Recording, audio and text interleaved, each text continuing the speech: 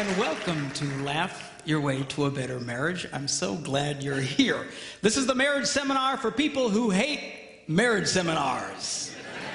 Hoo-ah! All right? I get a kick out of watching the couples when they first come in on Friday nights. You know, the girls, they're all lit up, you know, just, ooh, I got him here, I got him here, I got him here, you know. And the guy's going, oh man, I can't believe, you know, I got here. But it's cool, guys. You can relax. You're going to love it. This is not one of those let's beat up on the men for not being women seminars. Yeah. That's what I'm talking about. And what is it with that anyway? Man, you know, you ask a lot of women to describe their ideal man, and they'll describe another woman.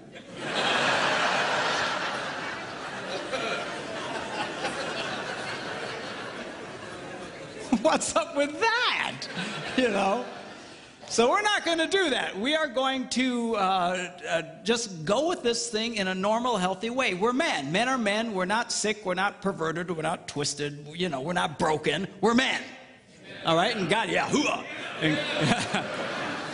And God made us the way we are for a reason. And I'm going to show you girls what that reason is. Okay? And I'm going to try and explain to you the world of men a little bit through this thing. We'll also discuss the women's side of things as well. But I really want you to understand this men thing. Women are much more complicated than men. Men are very simple. Simple. S-E-X. Simple. All right? So...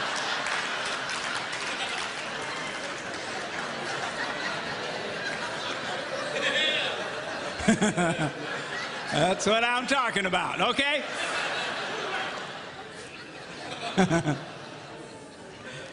So we're going to have fun. We should have a really, really great time. Now, tonight we're going to do a session called The Tale of Two Brains, hence the two brains. And we're going to be discussing how men and women think very differently from each other. Why is that important? Because men and women are very quick to make into heart problems what are essentially head problems. A woman acts a certain way. A guy feels she doesn't care about him. He says, well, there's something wrong with your heart. You don't care about me. No, no, no. It's the way she processes information. The same with a guy. A man thinks in a certain way, and a woman thinks there's something wrong with his heart. No, it's his head. Okay? So I'm going to try and explain to you what that's all about. Then tomorrow morning, we're going to do a session called Why Does He Do That? Why does she do that? Okay? See, it's one thing to understand men and women in general. It's another one to understand the one you got stuck with. Okay? So I'm going to show you how you can discover specifically what makes your spouse tick. And it's powerful information that will absolutely revolutionize your relationship. All right? Then we're going to do what I call the Yo Mama session. And it's called the #1 key to incredible sex. And boys, if you miss that, there's just something wrong with you, okay? So you gotta check it. And then we're gonna end with how to stay married and not kill anybody, okay? All very deep emotional stuff. Now, now a lot of people say, well, what's your background? What's your deal? Well, my background is that I'm a minister. Now, if you're not much of a churchgoer, don't let that make you nervous. Some of my biggest fans are heathens. All right? And this isn't one of those things where we sneak you in and then beat you over the head with a Bible. All right? But I do have a Bible verse I need to show you, okay? Because I found a Bible verse that if you follow the advice from this one Bible verse, you will never, ever, ever have a problem in marriage. How many think that's worth seeing? All right, you follow the advice from this one verse, you'll never have a problem in marriage.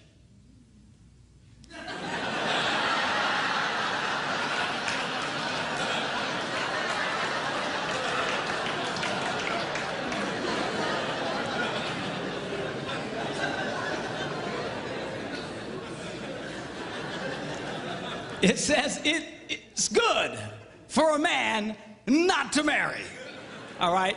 So, well, why would he say that? That's such a terrible thing to say.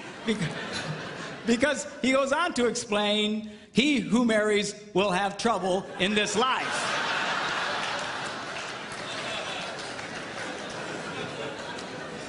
people come up to me, Pastor Mark, something's wrong. I say, what is it?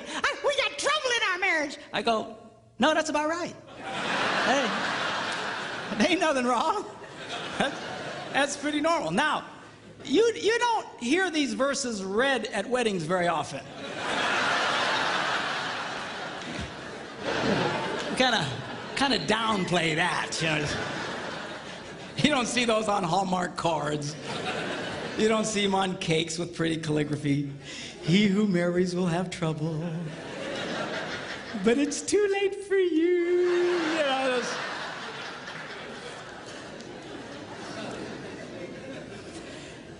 you say, if that's the case, then why get married? Because marriage is absolutely wonderful. It's great. It's fantastic.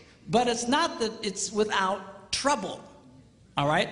And I want to show one other verse to you. Now, you don't have the deep theological training that I have, so you might have a hard time understanding this verse.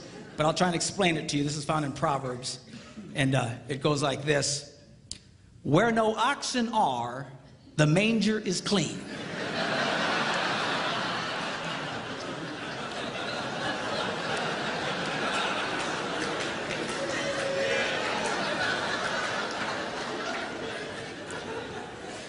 Let me explain that to you, okay? What does that mean? What it means, if you're going to have an ox, you're going to have ox poo, all right? Now, if you don't like poo, and most of us are not real big fans of poo, if you don't like poo, the temptation is get rid of the ox. Preach it, brother. No. I don't want you to get rid of the ox, all right? You know, so well, why would you keep the ox around? Because he goes to the second half of the verse, it says, because much increase comes by the strength of the ox. Well, now there's the catch-22. On the one hand, we all love the benefit of the ox, but nobody likes the poo. And what he's trying to tell us here is you cannot have one without the other. There is no such thing as a poo-free marriage. It just doesn't exist. Unless you shoot the ox, okay? But that leads to other problems. So this weekend is not about attaining a state of perfection in your life, all right? It's about getting a proper positive to poo ratio in your life. You see, because if all you get is poo, then you got one sick ox. Are you hearing me? All right?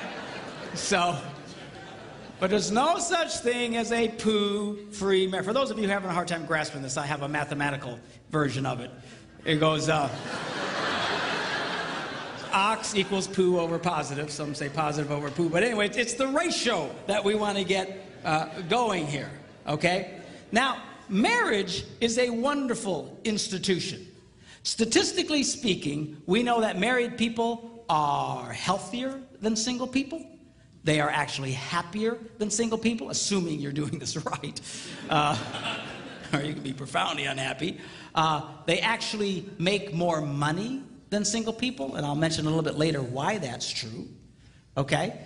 They have better sex than single people. Now, you don't see that in our culture, you know, in all the movies and shows, you know, it's the single people all having really great sex, you know, and the married people are,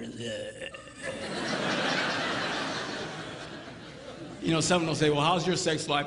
Are you kidding? I'm married, ha.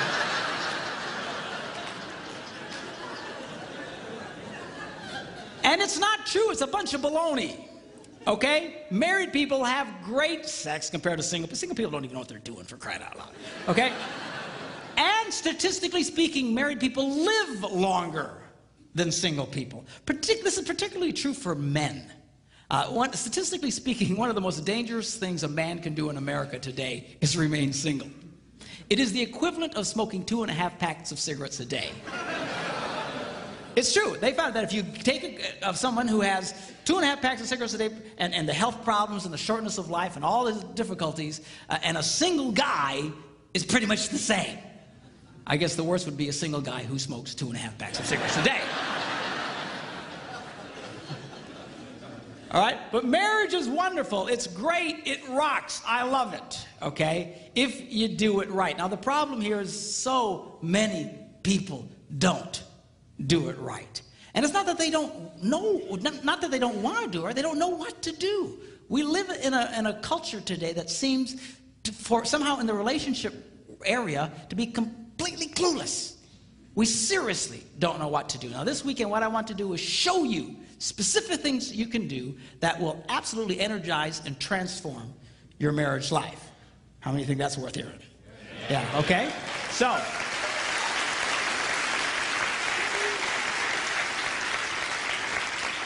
now I want to talk to you about what I call the laws of relational physics. You see, the laws of physics affect everybody, whether you believe them or not. Okay? If I step off the stage, I'm probably, in all likelihood, going to go down.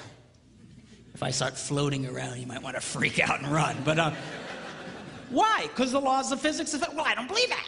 It doesn't matter what I believe. I'm going down, right? Doesn't matter if I'm a born-again Christian. Doesn't matter if I'm a heathen. I'm going, because it affects everybody. Well, just like that, there are laws of relational physics, and they affect everybody, whether you believe them or not. Now, this might come as a little bit of a shock to those of you who are church people, especially hearing from a minister. But the truth is, you don't have to be a Christian to have a great marriage. I know a lot of heathens that have wonderful marriages.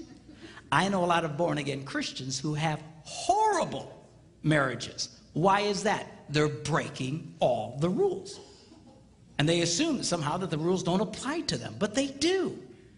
Here's an example. If you're driving a car 80 miles an hour around a curve that says only 40, and you keep going 80, chances are you're going to get hurt, even if you're listening to a Christian radio station.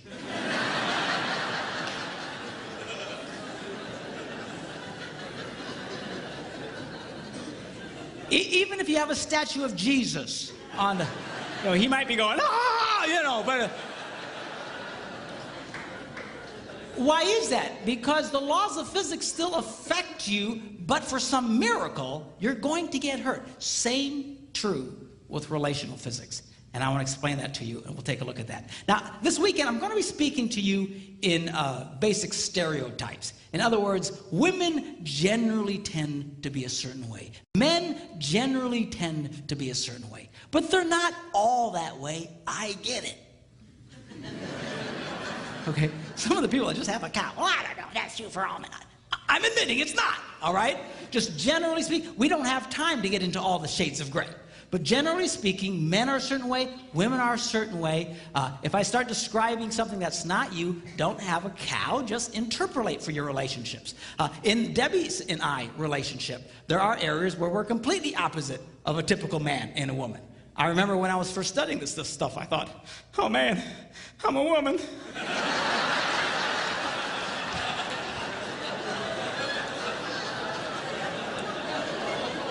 So just interpolate. I will say this, that if you tend to be one way in a certain relationship, your wife generally will be the other way. I don't think I've run across a couple yet. I'm sure they're out there that act the exact same way. So if you break the rules, chances are your spouse is breaking them right with you, and you just flip on this deal. Okay? For example, a typical stereotype: men are more interested in sex than their wives. Why would you say that? Because generally it's true. But it's not always true. There are a lot of relationships where the wife is much more interested in sex than her husband. If you're here tonight and your wife is much more interested in sex than you are, I think I speak for all the men here when I say that we hate you.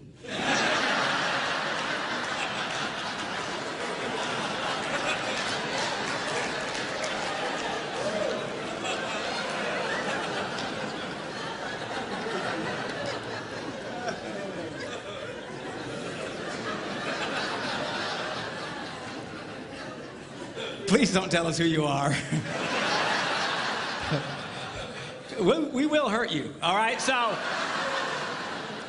just go with the flow. It'll be cool. We'll have a great time discussing this thing about marriage. Now, I believe marriage is a life-giving institution. We live in a culture today that believes marriage is a life-sucking institution. It will suck the life out of you. All right? And that's why we say, make sure you're old enough. Make sure you have enough money. Make sure you have enough education. Make sure you've been dating for 37 years first. Make sure that, get all the stuff. Why? You got to get everything together and ready so that when you say I do, you can withstand the, ah!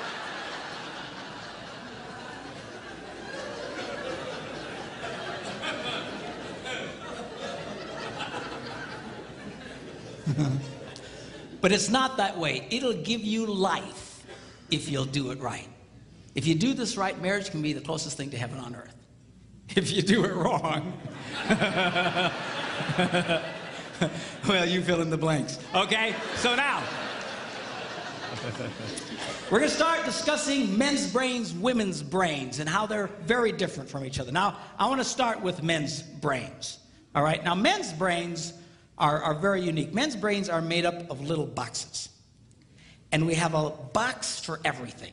We've got a box for the car. We've got a box for the money. We've got a box for the job. We've got a box for you. We've got a box for the kids. We've got a box for your mother somewhere in the basement. We got boxes everywhere. And the rule is, the boxes don't touch.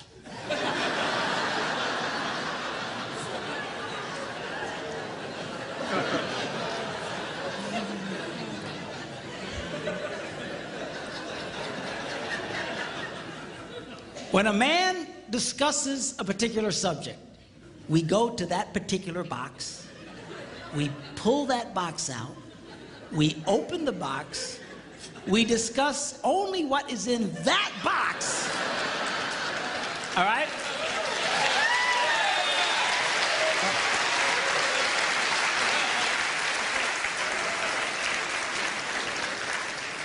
And then we close the box and put it away, being very, very careful not to touch any other boxes.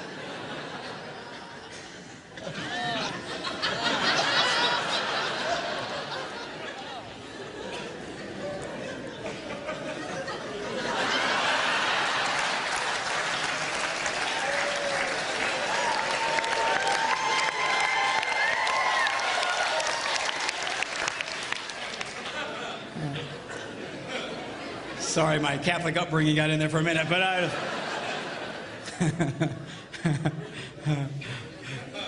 I'm not a Catholic, but I went to Catholic school when I was little. I had a nun who taught on hell like she was born and raised there. I mean, I'll never forget it, but it did me good, actually. It was a good thing. Now, women's brains are very, very different from men's brains. Women's brains are made up of a big ball of wire.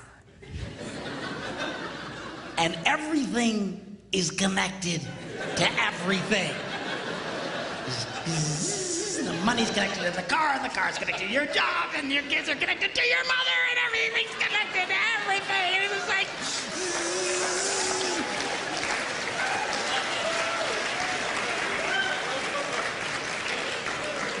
It's like the internet superhighway. Okay? And it's all driven by energy that we call emotion. It's just... It's one of the reasons why women tend to remember everything. Because if you take an event and you connect it to an emotion, it burns in your memory and you can remember it forever. The same thing happens for men. It just doesn't happen very often because, quite frankly, we don't care.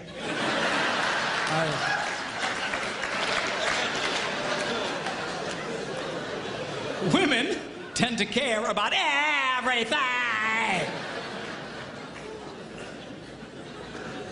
And she just loves it.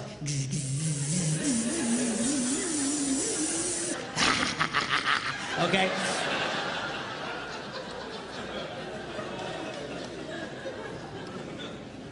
Now, men, we have a box in our brain that most women are not aware of. This particular box has nothing in it.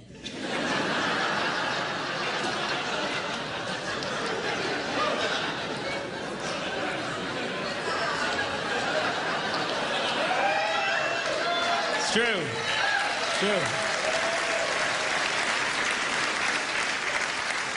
In fact, we call it the nothing box. And of all the boxes a man has in his brain, the nothing box is our favorite box.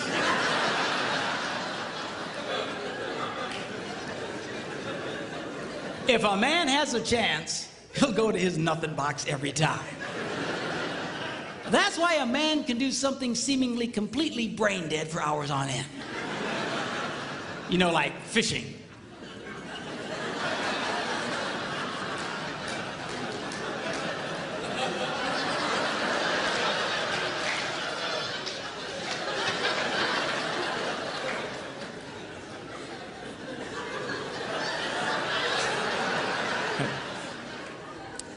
And we love it. That's why a guy can sit in front of a TV and go.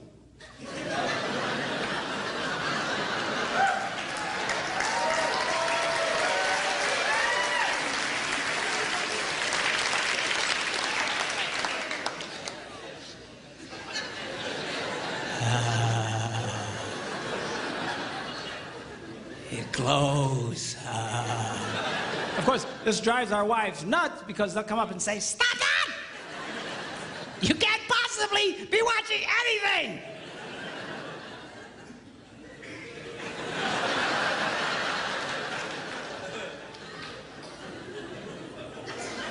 I'm not.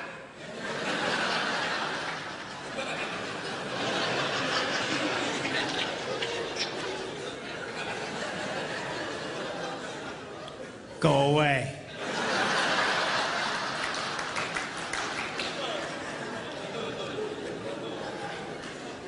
Now, they've actually measured this. The University of Pennsylvania a couple of years ago did a study and discovered that men have the ability to think about absolutely nothing and still breathe. You know, they connected all the wires and stuff like that and watched their brain activity, then all of a sudden, I think he's dead. Huh? You know,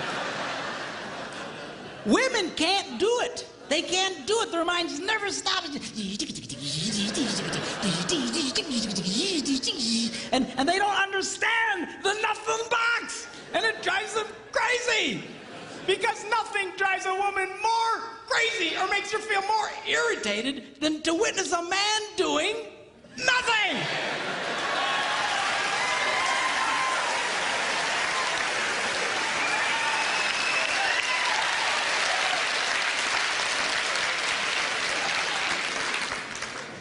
Now, one of the biggest revelations I get out of women is this whole nothing box issue. They just, everything's starting to make sense. And I've had women say, "Oh, it's nothing. Well, can I go in his nothing box with him?" No! Why not? Because then it's something. Besides, you'll walk in there and go, You know, this place could really use some pictures. Nice little table over here, some flowers. Is it? No! Nothing! Get out! We don't want nothing.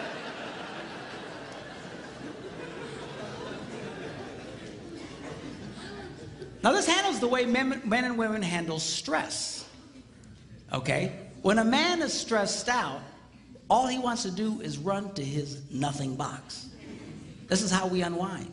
The last thing we want to do when we're stressed out is talk about it. We don't want to talk about it. We just want to. Of course, it just drives her nuts, you know. A woman will see a man in that vegetative state and she'll come up and go,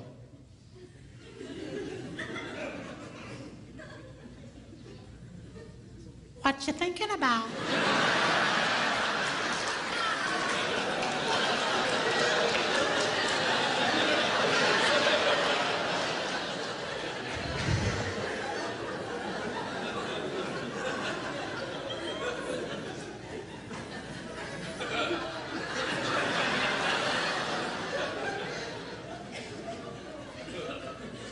Nothing. We gotta be thinking about something. No, I was thinking about nothing. In fact, I was on a roll till you showed up. go away, all right? Because that's how he handles stress. He just, Now, when a woman is stressed out, she has to talk about it. If she doesn't talk about it, her brain will literally explode. So she'll start just, I don't know, might have something to do with this. Not going to have to do that. You know, I never thought about this. My brother over here said to me, and I know men who run from their wives when they do this. They do. I say, well, why do you run from her? He says, because I don't know what to tell her. I said, dear God, man, who told you to tell her anything? She wants you to tell her anything. See, a lot of guys, they feel obligated when you start explaining all your stress, they feel obligated to fix you, right? Because that's what a man does. A man only tells his troubles to another man in hopes that that man will help fix it, okay? But she's not a man. And you try and fix her, she's gonna kill you, all right? She doesn't want your advice. She doesn't want your help. She wants you to shut up and listen. And a couple of ladies, that's right, you tell him. Tell him to shut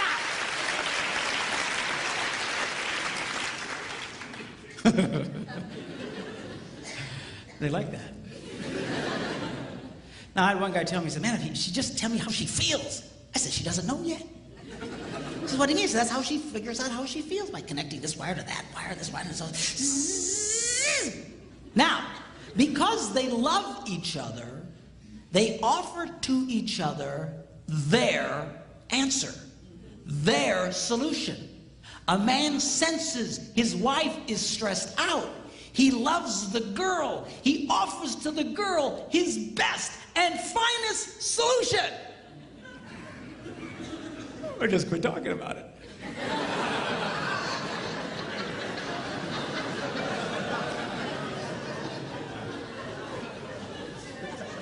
Just quit thinking about it.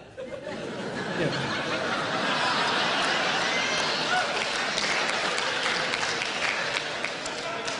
And that's when she starts reaching for the knives and stuff. She's gonna stab you if you keep it up, okay? Now, a woman, she senses her husband's all stressed out. She loves him.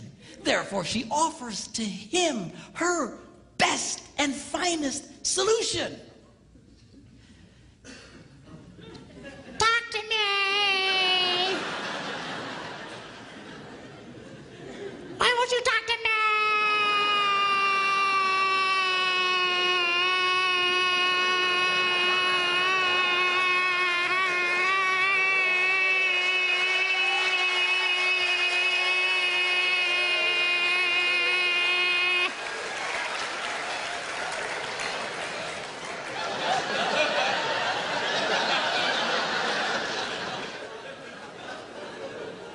Go away.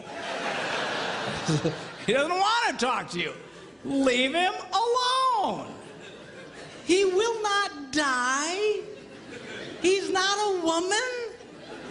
All right?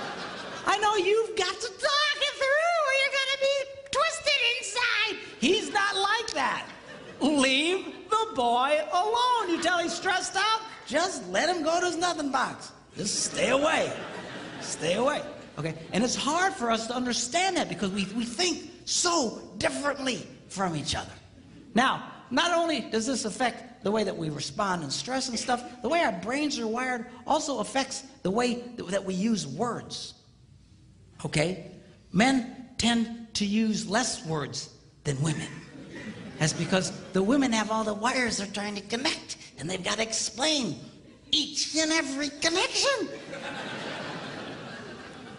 Now, they say that if a man needs to speak 10,000 words in a day, a woman needs to speak 20,000. My wife says, that's because we gotta repeat everything we say.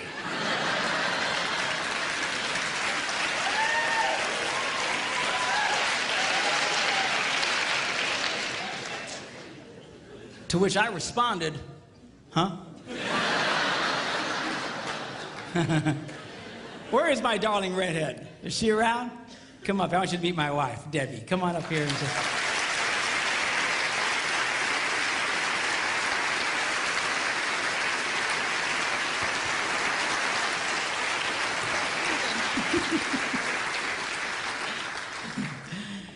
People say, well, doesn't she talk too? Nope. Not to you anyway. She talks to me, but she won't talk to you because she doesn't want to talk to you. That's all. Where's my tablet here? I want to show you something about the whole words thing. You know, they actually measured this. They went in and studied children and babies and found out, they actually went and took cameras and put them in nurseries and analyzed the pictures later. And they noticed the pictures of the little girls. Right from the get-go, their mouths are just going.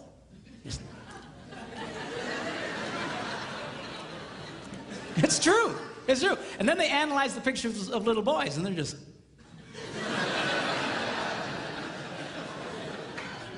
They're still thinking, what was that? I want to go back. I don't get it. Okay? Then they went and they recorded conversations of little boys and girls on playgrounds. And they went back and analyzed them. And they discovered that little girls loved to talk. They were very articulate, loved to use full sentences, just loved to talk. And if they didn't have anybody to talk to, they were perfectly content to talk to nobody. And they would just complete sentences. Then they analyzed the conversations of the little boys, and only about 55% of it was intelligible. They couldn't understand what they were saying. You know,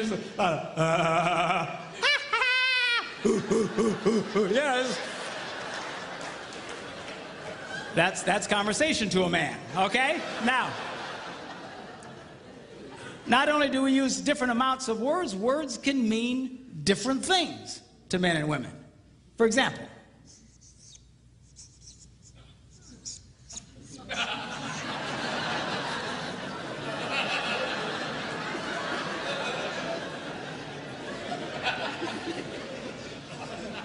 now to most men, 5 minutes means 5 minutes. To a lot of women, it can be an indefinite period of time. Are you ready yet? 5 more minutes!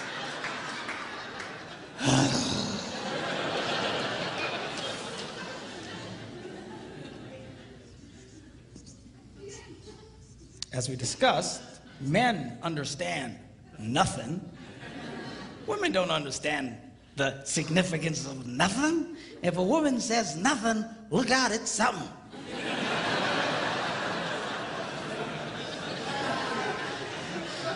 Oh, dude, man, I don't know what happened. What happened? I don't know, I asked my wife what she was upset about. What'd she say? Well, she said nothing. Get out of the house, man, run now, get out!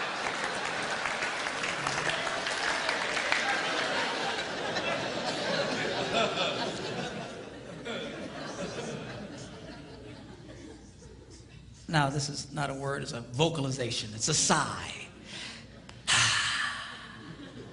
Now, when a man sighs, it means everything is good with life. When a woman sighs, it means you are an idiot.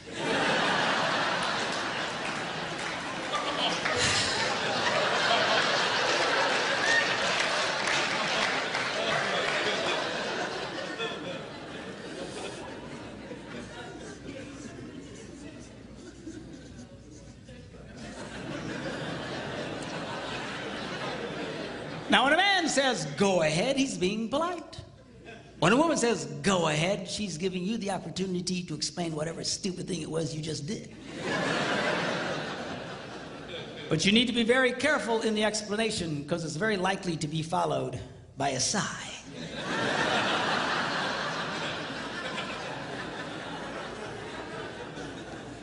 Which will lead to an argument over nothing.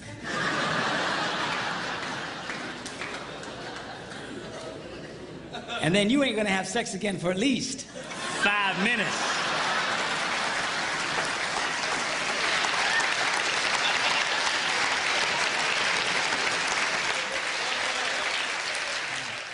Women's brains come with lots of extra RAM.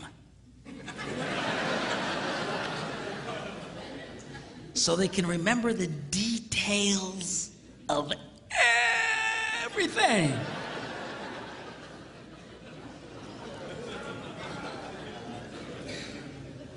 Men's brains come with only the minimum basic requirements to keep us breathing and eating. Okay, that's good. That's why men, a lot of men, we don't hang on to lots of details. They don't stick with us. You know, when an event happens, we just categorize it as an event.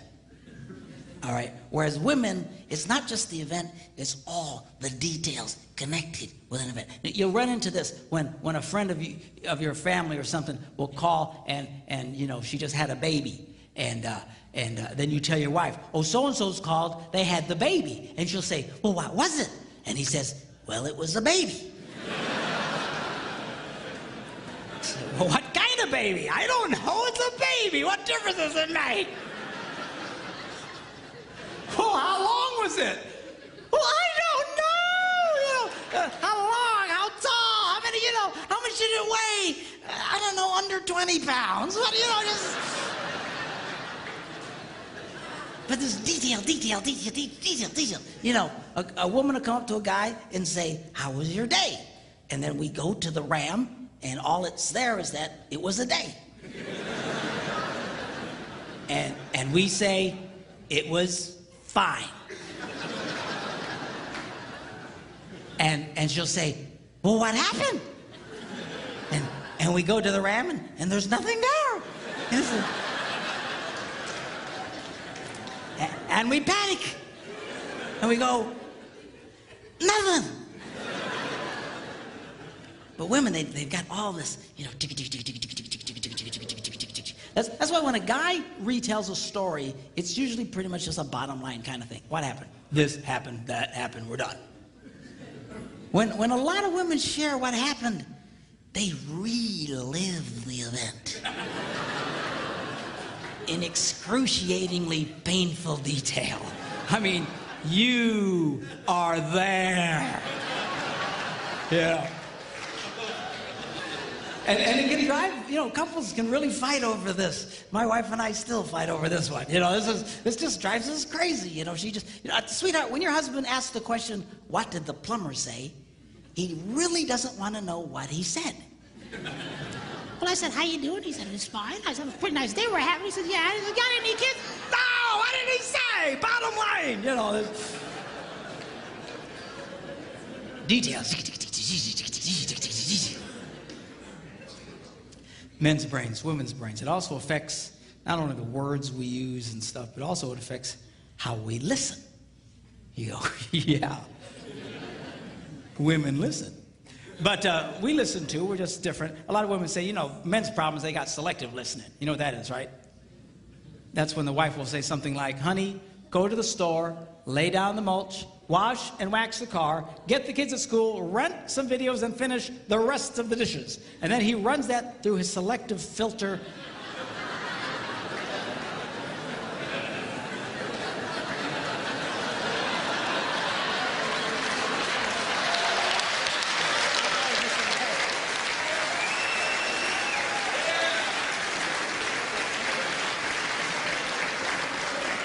And all he hears is, honey, go lay down and get some rest, okay? But that's not what I'm talking about. What I'm really talking about is the difference between single tasking and multitasking. By and large, again, interpolate for your relationships. Again, not everybody's the same way, but by and large, men are single taskers. We do one thing, and we do it pretty well. Women can handle lots of things. Guys aren't wired that way. That's why it's not a good idea to put a man in charge of more than one kid at a time. You know, we can handle the one. Well, sweetheart, you're doing such a good job with Johnny. Wow. Well, where are the rest of the kids?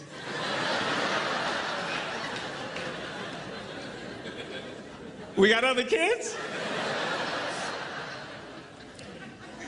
But man, we just I'm a classic single tasker. I'm so bad, I'll be going along and I'll forget the one thing I was doing. I'm completely lost. I need to reboot my brain. Say, whoa, where am I? You know. But men, generally speaking, we do it. Now, what we do very well. One of the reasons that men are so good at what they do is because of this ability to completely focus on just one task. Men usually will rise to the top of any profession, even those dominated sometimes by women. The best hair designers in the world, a lot of times, are men. Best cooks in the world, men. Why is that? Because we have this unique ability to focus on just one thing and do it extremely well, okay? Women are wired differently. You know, they're just and you know, my wife can be, you know, in the living room, watching TV, reading a book, making knickknacks, and talking on the phone all at the same time. It's just amazing to me. Of course, I'll come in and I'll assume she's not watching TV.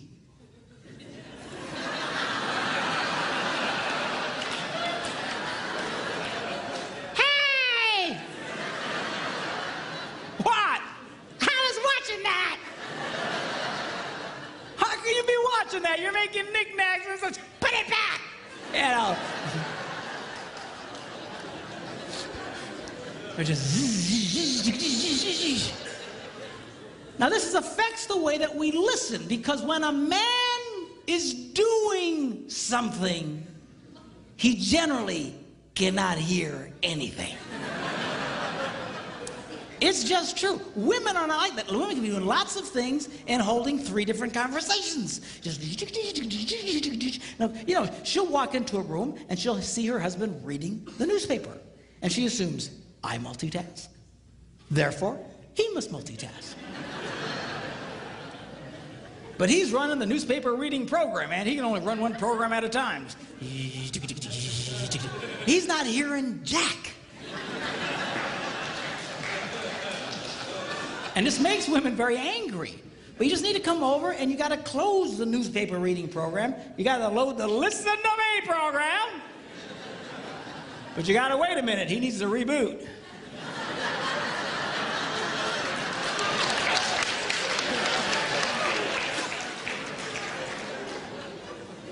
I didn't know you was here, you know?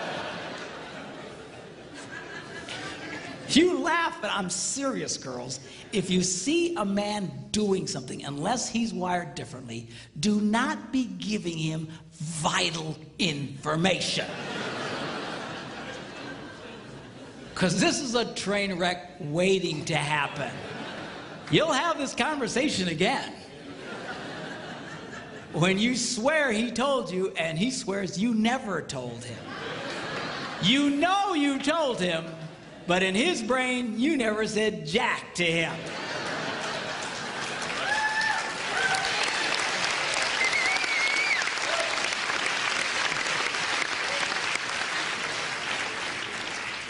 The problem here is, guys, we get ourselves in trouble because men have this natural defense mechanism that at all costs, do not stop doing what you're doing. So when someone starts talking to you, we automatically have this defense mechanism that goes, uh-huh. Yep. Uh-huh. Uh-huh. And we keep doing what we're doing, and we're not, and she thinks you're listening to her. But you're not listening. You need to stop what you're big boys, stop what you're doing, turn to the girl, and pay attention to her. So it's not all on the ladies. You're big boys, when she starts talking, stop! Listen to the girl, and then let him go back to what he was doing. Sounds fair, right?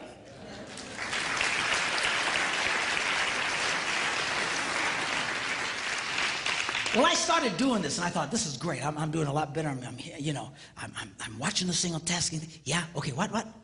And then I'll say, I didn't hear that. And I'll make her back up, and she'll tell me the info, and I got it. Okay. And I thought I was doing a lot better, but still I was getting myself in trouble. You know, she'd walk up and say, it's 6 o'clock, are you ready? For what? You know, that happened to half you guys tonight, right? We're doing what? I told you. No, you didn't. Yes, I did. And off to the races we would go. And I thought, man, what in the world? Because I'm watching this single tasking. I don't remember her saying anything about it. And I thought I was losing my hearing. So I went to a doctor. True story. I went to the doctor. I went to the doctor and I walked in. He said, well, how you doing? I said, I'm okay. He said, what seems to be the problem? I said, well, I think I'm losing my hearing. And he says, well, you know, you're getting up there in age, you know. Ears are one of the first things to go. I said, well, that's one of the first. I can handle that.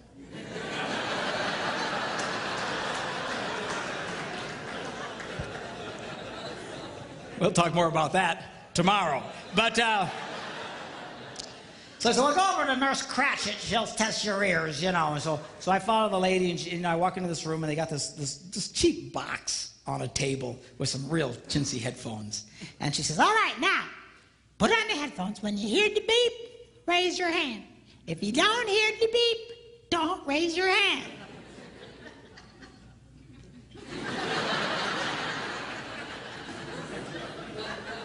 Apparently, I look really stupid. So anyway, I turned around and we began. As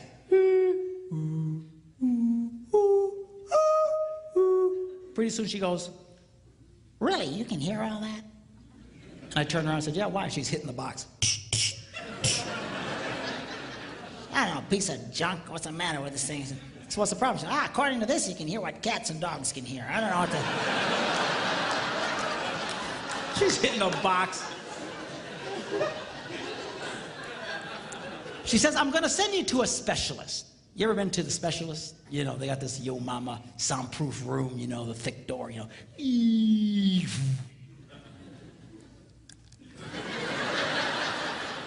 know, you got the person, you know, sitting behind the glass, you know. You feel like you're in a people aquarium. Sir, would you sit down? But anyway, so at the time we lived in Green Bay, Wisconsin, and right downtown Green Bay, there was a place called Eye and Ear Associates. I'd never heard of them before. I had no reason to hear from them. But she said, I'm going to send you these people. They have all this fancy equipment. And so she takes the doctor's pad and she writes Eye, Ear, and she abbreviates Associates and hands it to me.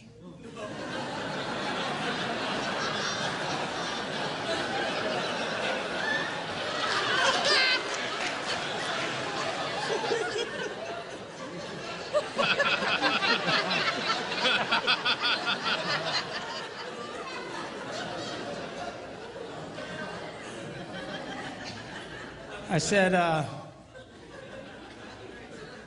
what kind of doctor is this?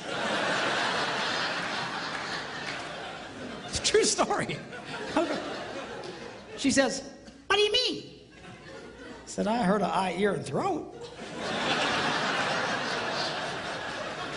I never heard of this. She said, let me see that. Oh, I'm so embarrassed. So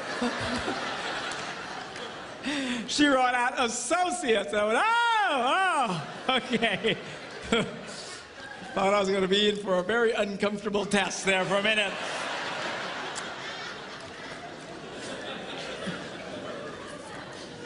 So I go to the eye, ear, and, you know, doctor, and I get in there and I sit down, and she's behind the glass, and she has to push the button to talk. You know, okay, now put on the headphones. When you hear the beep, spin around, and we began. I kid you not, she goes, really, you can hear all that? I felt like a moron, all right? I take the printout to the specialist. He goes, what are you doing here? You got better ears than me. I said, I don't know, man. She says, you know, are you ready at 6 o'clock? Somebody saw me go get it.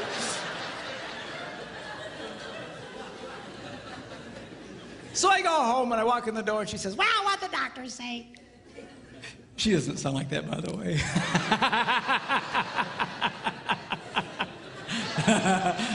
I say that because people used to come up to me saying, you know, she doesn't have a voice like that. I just do it for effect. By the way, we've been married for 32 years.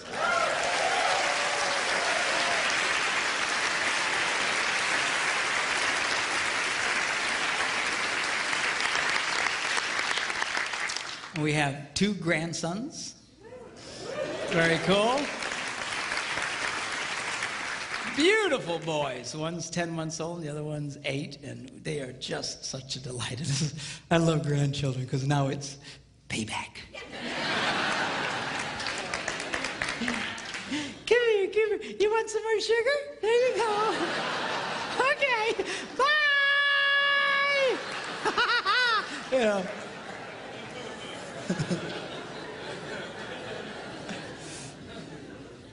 My son Philip's here with us. He's running the audio, and on our 30th wedding anniversary, Phil gives me a call up and he says, "Hey, Dad, 30 years. It's really something." I said, "Well, thank you, sir." I said, "But you know, truthfully, Phil," I said, it only feels like 10 minutes. He goes, "Really?" I said, "Yeah, 10 minutes underwater." Oh, lighten up. All the girls, "Oh, I can't believe he said that. What is she gonna think?"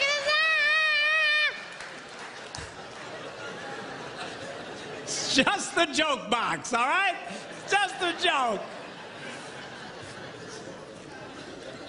So I come back from my ear thing. She said, "Well, what they say?" I said, "Well, they said I can hear what cats and dogs can hear." She says, "Well, it's not your problem. Your problem is you just don't pay attention." And I thought, but I've been paying attention. I was watching the single tasking thing, and so I thought, I'm going to do a test. I want to see how far she gets away before I can't hear her. So the next day we're sitting in the kitchen, and she comes up, and she's talking to me, la, la, la, la, la, la, la, la, and I go, uh-huh. And then she walks a little bit further away. She says, la, la, la, la, la, la, la, la. I go, okay, I can hear that. And she gets a little further away, la, la, la, la, la, la, la, just doing multitasking thing. Then she goes into the living room, la, la, la, la, la, la. And now she goes into another room. She's now on the other side of the house, still talking to me.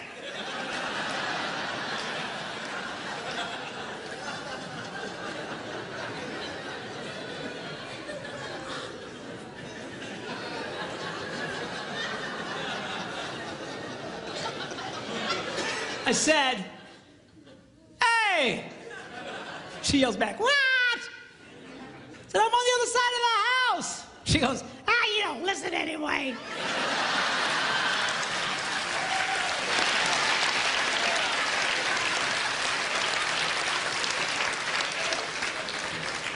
The next day, I caught her. This time she goes upstairs.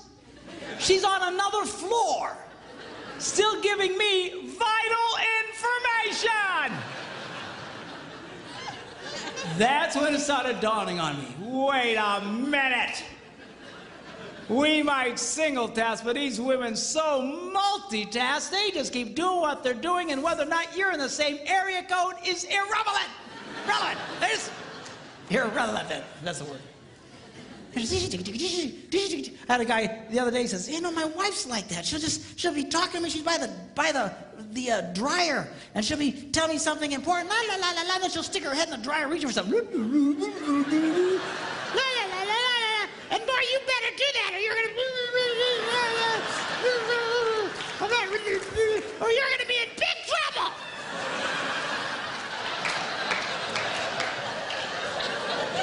She still does that to me.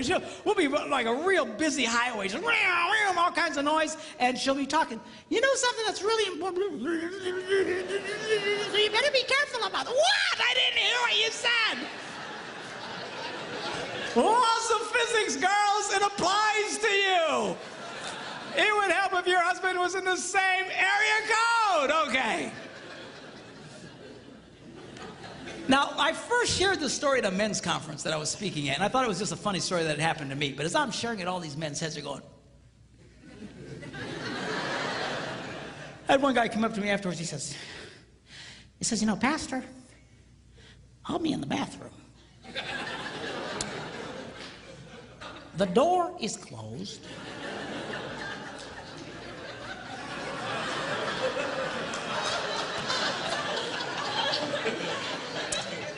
The fan is on.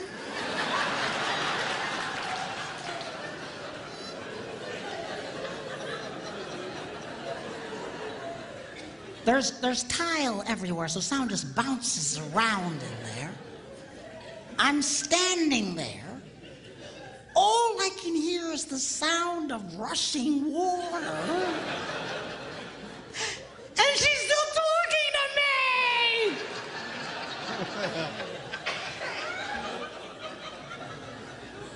You know, I figured out that's why we miss sometimes, girls.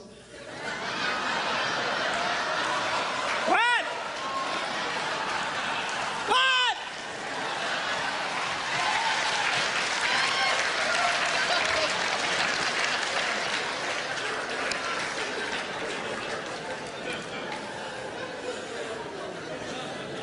Another mystery solved. Girls, don't be so multitasking that you're doing a gazillion things giving him vital information. All right? And especially if he's doing something. I'm telling you, this simple thing that I'm talking to you creates more arguments and more frustrations in marriages, and we're fighting over nothing. But you know you're really married to a multitasker when during a moment of intimate passion,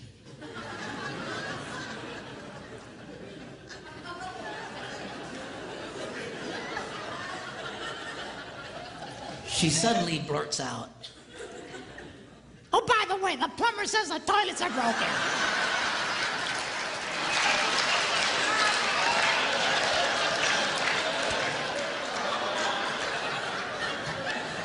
Focus, woman, focus!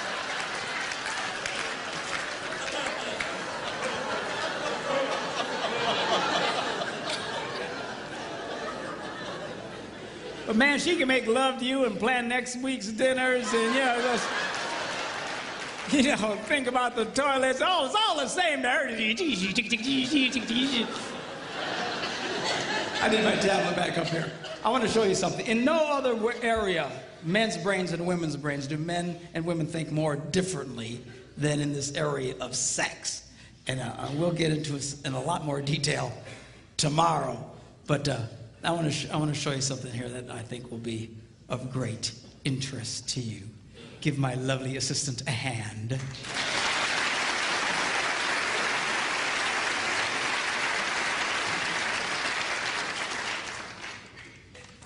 Now, sex is a pretty big issue, particularly for men. For us, our sexual interest peaks at about age 18 and then goes down from there. So if you were to chart it out, it would look like something like this. It peaks at about age 18 and then goes down.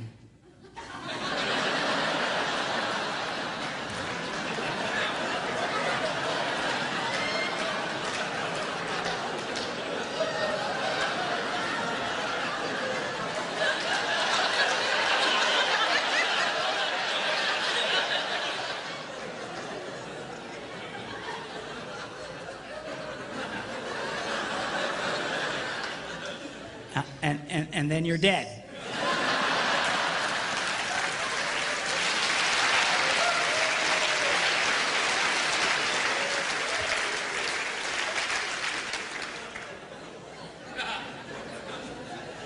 Now, something's important for women to understand. When it comes to this area, we're no longer driven so much by our brains or by our hearts, but it's by a chemical. It's called testosterone. And it runs through our blood.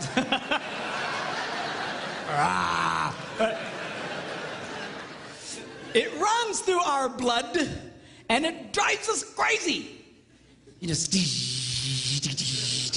If you girls knew how much this drove us crazy, you'd be more disgusted with us than you are right now. We downplay it, man. And this, I'm telling you, and as funny as this little chart is, and as true as it is for so many men, if for some reason as a man ages, his testosterone levels begin to decline, his interest in sex will start to decline. And if his testosterone level drops dramatically, his interest will go way down. Same head, same heart, same guy, and now he's not interested in sex. You treat that man, and it's very easy to do, with testosterone supplements, and boom, he's the same wild man you married. Same head, same heart, same guy, now he's... Come here, baby. All right? So this is not because we're sickos, it's not because we're perverts, it's not because we're broken. God wired us this way, and he did it on purpose. Well, what was that purpose? I'm going to show you in a minute, but you just need to really understand this. And the truth is, when we get this rush of testosterone, it just messes with us. Now, for the love of God, don't raise your hands. But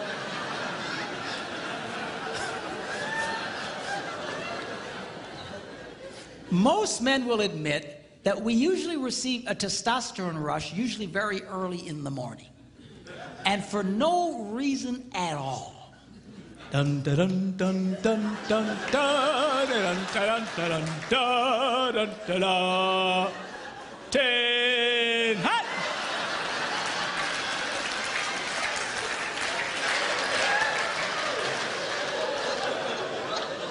And it just wakes us up, just we're not thinking about anything. All right? And that's usually when a man reaches over and whispers those 3 words every woman loves to hear. Hey, you awake?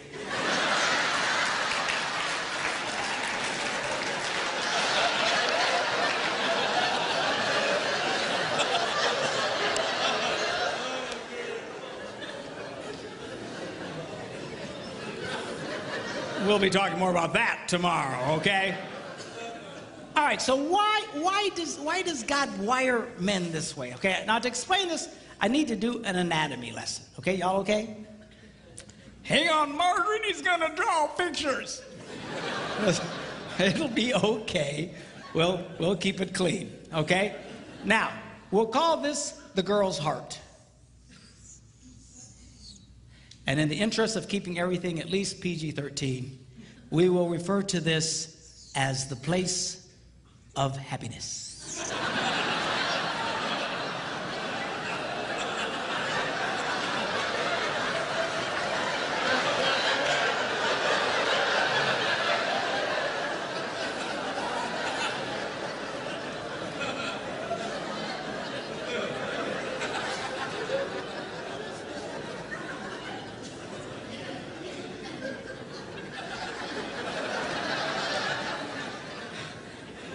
I had a lady come up to me recently and she goes, "Man, I can't even go to Walmart anymore. Smiley faces all over the place." She's like,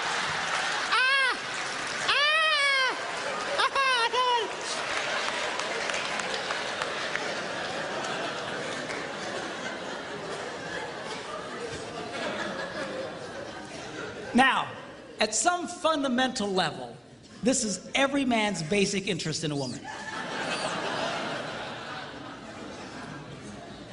It's true, it's true. Now women say, well, that's terrible. That shouldn't be about that. It should be about companionship and fellowship and sharing. Girls, if your husband was interested in companionship, fellowship, and sharing, he'd have gotten a golden retriever.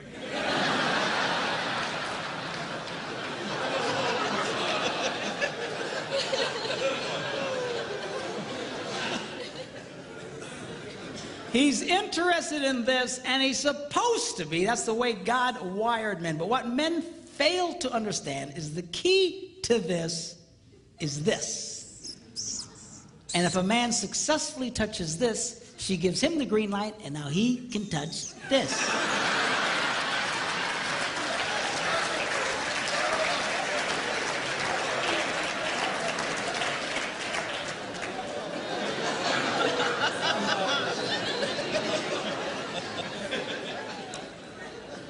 So this sex drive, guys, is God's way of constantly reminding a man, and it keeps coming back. It like never stops, you know, just. On average, a man will feel the need for sexual release on about every 72 hours. That's every 3 days. Some more, some less. My husband's every 72 minutes. But that's your problem. But anyway. But seriously, the reason that keeps coming back is to motivate the man, be nice to the girl. It's not so you can just go, hey, you awake? Are you hearing me? A lot of guys do that. As soon as they feel the buzz, they're just reaching for the girl. Come here, baby. Come here. Come here. Don't be a moron. She won't want to come here. The reason that buzz hits you again, remember, be nice to the girl. Be nice to the girl. Be nice to the girl. Be nice to the girl. I gotta be nice to the girl. And this is what motivates me. I try to be nice to my wife. And I spend time with her, and I take her to lunch every day, and I'll take her shopping. And well, Pastor Mark, do you like going shopping? No, I hate it. You know, she drops me off at the bench with all the old guys, and I sleep with them. You know. Then she comes, picks me up, drops me off at another bench. You say, well, if you don't like it, then why do you do it? I'll tell you why, because I want some of this.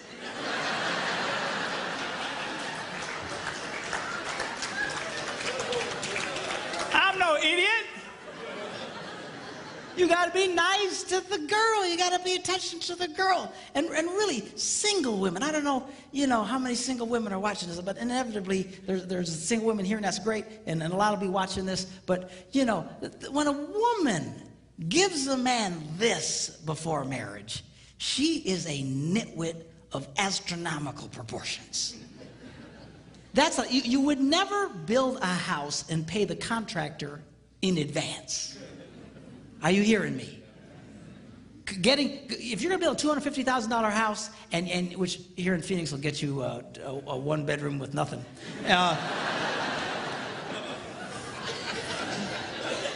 Man, I got a huge condo on a lake in Wisconsin for $250,000, man. I'm telling you, here you got nothing. But anyway, you wouldn't pay the guy in advance and give him, here's the $250,000. Do you know why? The house will never get done on time.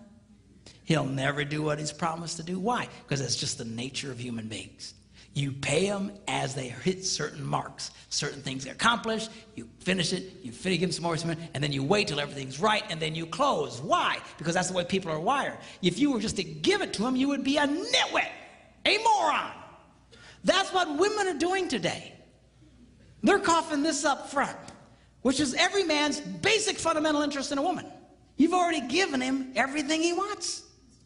And then they sit around and say, well, aren't you going to marry me? Aren't you going to spend more time with me? Aren't you going to...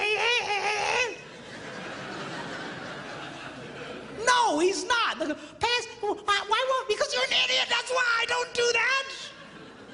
Give him that thing. You make that boy earn it.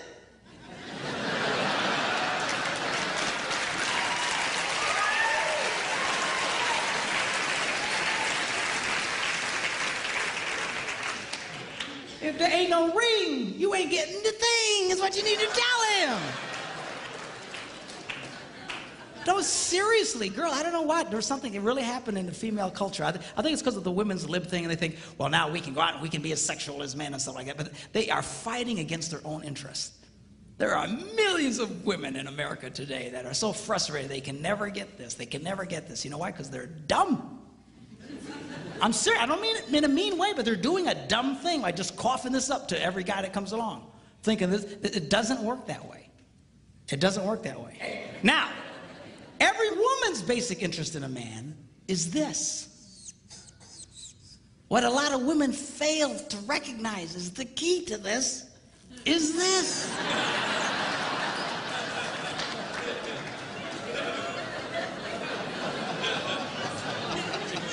And if you touch that, he gives you the green light, and you can touch this.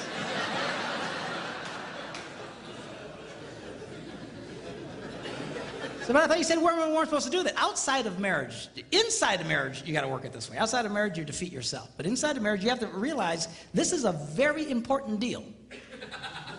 It is. It's huge.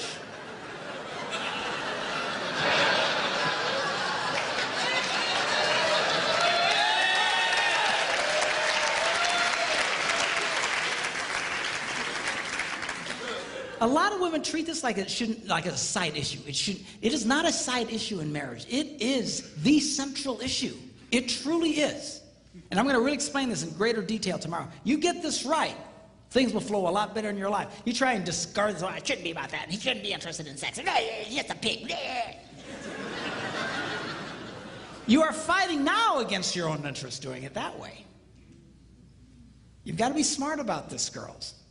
The key to this boy's heart, you know, they used to say when I was growing up that the key to a man's heart was his stomach, but they were about 6 inches too high.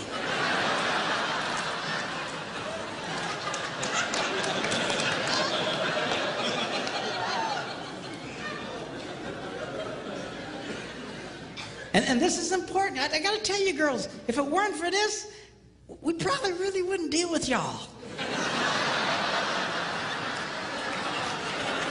I know that sounds terrible, but I'm just telling you like it is. You know, you take that out, man, I don't think we'd go through the trouble, honestly.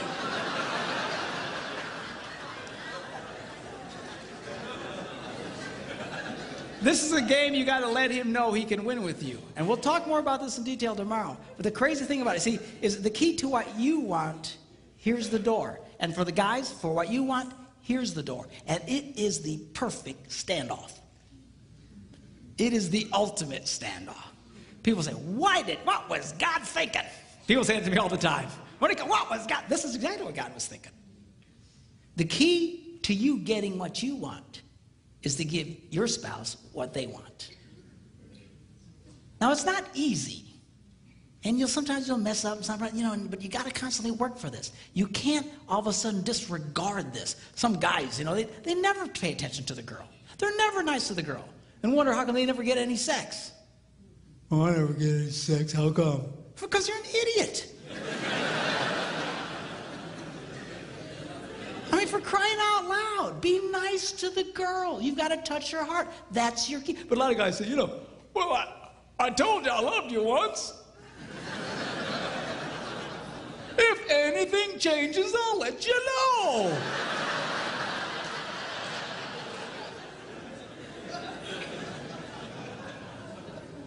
I wonder how come I'm not getting any sex. Well, because you're just blowing it. You're blowing it. And girls, same thing with you. The key to this is this area here. Don't dismiss this. If you guys will flow in this thing, it works and it's great and it's extremely powerful. It is the most powerful thing God ever designed to connect two people. And we'll get into it in a lot more detail tomorrow.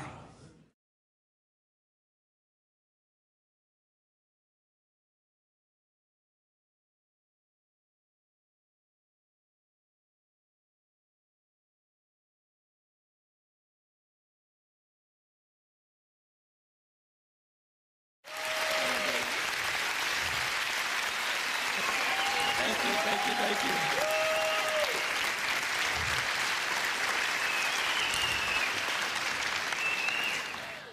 All right. Men's brains, women's brains. Women's brains think give. They just love to give. They're happiest when they're giving. You get a bunch of women together and they're all giving to each other.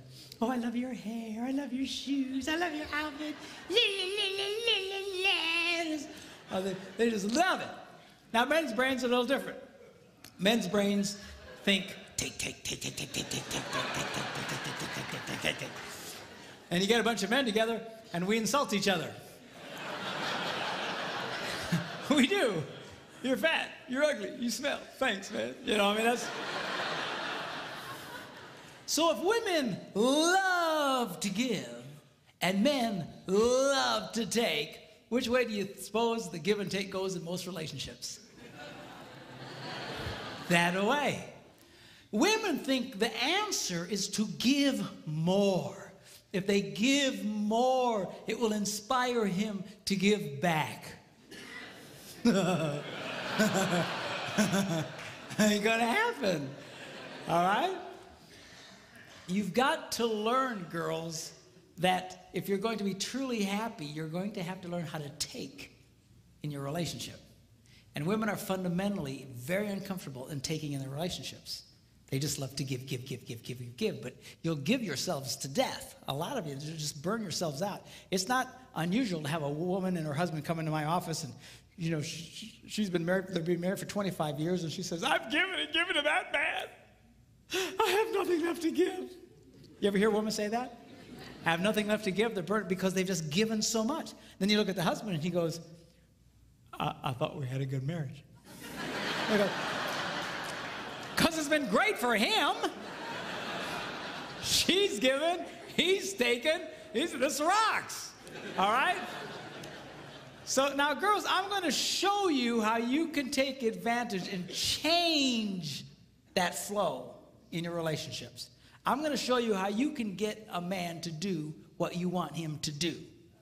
All right? Now, when I first say that, all the girls go, yes. And all the boys go, you sold me out, man. You sold. But be cool, because the guys like this part. It's the women who hate it. I get more static from women over what I'm about to tell you because fundamentally they hate taking in relationships. They think that he should just, just give on his own. He should just give. They're hoping, when I say get a guy to give to them, they're hoping I'll say, bad guy, bad, bad, bad. You need to give more. And that's what a lot of these people do in some of these seminars. They beat up on guys. You need to be more. No, the real key, I think we've established it doesn't work, okay? The real key is to change the woman's perspective and empower you because you, in fact, have the power to change this. But a lot of women have been so affected by over-romanticized concepts in marriage that they don't understand this. They really think that if he really loved me, this would all just happen automatically. If he really cared about me, la la la la la la la la la la.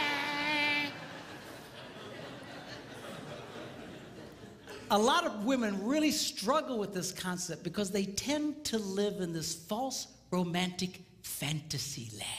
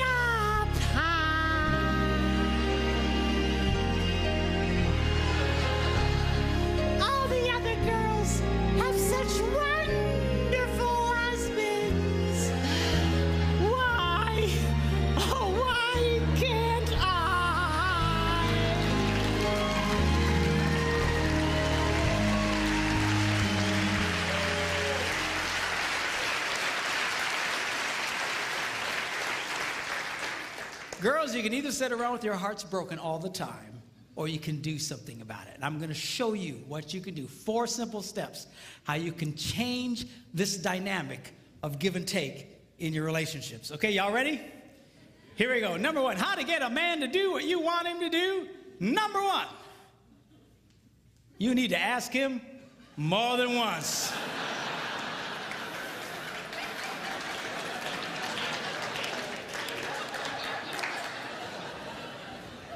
Asking a man to do something once is like never having asked him to do it at all. Why is that? Men are always in such a take mode. We're constantly take. We compete taking. We're in business taking. We're just take. We're just in this take mode. And all of a sudden, his wife will say to him, honey, will you do such and such for me? And his left brain says to his right brain, you hear something?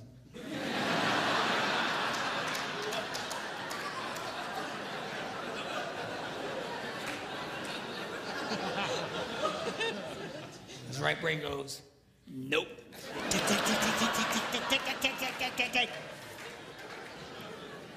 It takes more than once to get through to the boy.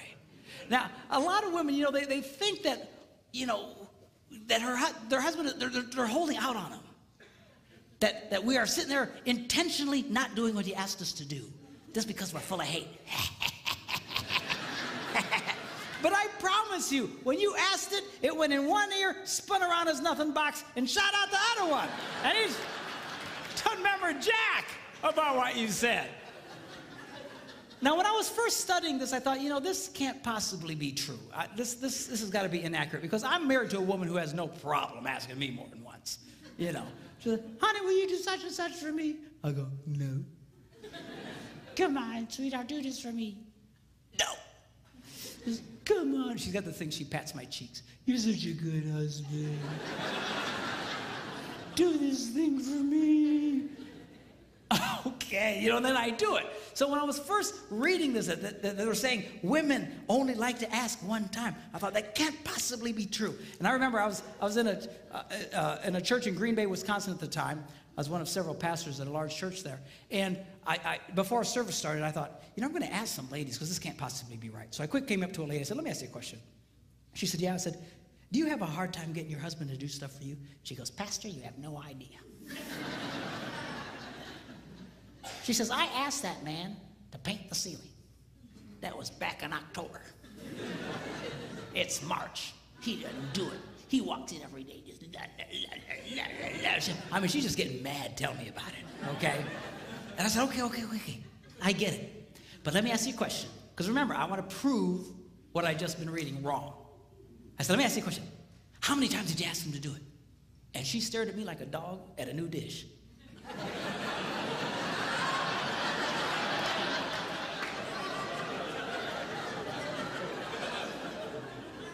She said, once. I was stunned. I says, why wouldn't you ask him more than once? She says, I shouldn't have to. I said, you might want to try that. I got away from her. Went to another woman. I said, come here. And she says, what? I said, let me ask you a question. Do you have a hard time getting your husband to do stuff for you? She says, Pastor, you have no idea. She says, I will ask my husband, honey, put away the laundry, and I'll stick it right in the middle of the living room. And he didn't do it. He just walks right over the top of it. He just walks around it. It'll sit there for a month.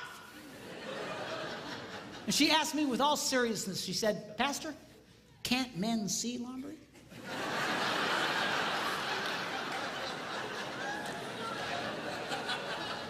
I said, yeah, we can see it. Just doesn't mean a whole lot to us. So she's just getting angry. Just tell me about it. So I said, okay, yeah, I get it. But let me ask you a question. How many times did you ask him to do it? And that same startled look. Once. I was amazed. I said, once? Why wouldn't you ask more than once? I shouldn't have to. Time was running out, church was going to start, and I grabbed another lady real quick. I said, come here. She says, what? She said, do you have a hard time getting your husband to do stuff for you? She says, Pastor, you have no... Apparently I'm a complete idiot because I have no ideas. But, yeah, no idea. And she goes on to start living out the horrible transgressions of her idiot husband. And I asked the same question, okay. But how many times did you ask him to do it? Once. I said, why?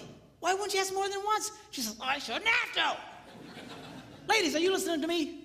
You have to.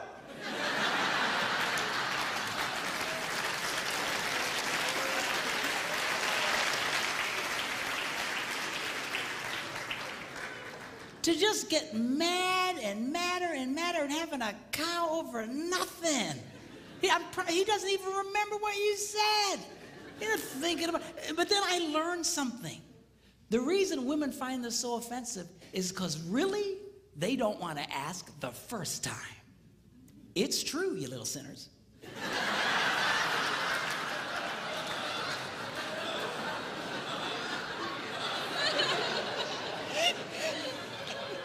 Because over the rainbow, if he really loved me, I wouldn't have to ask. Well, come on. Just ask him again. Ask him again. What's the big crime here? You know what it is you resent the fact that he's resistant to do it, because not only do you want him to do it, you want him to want to do it.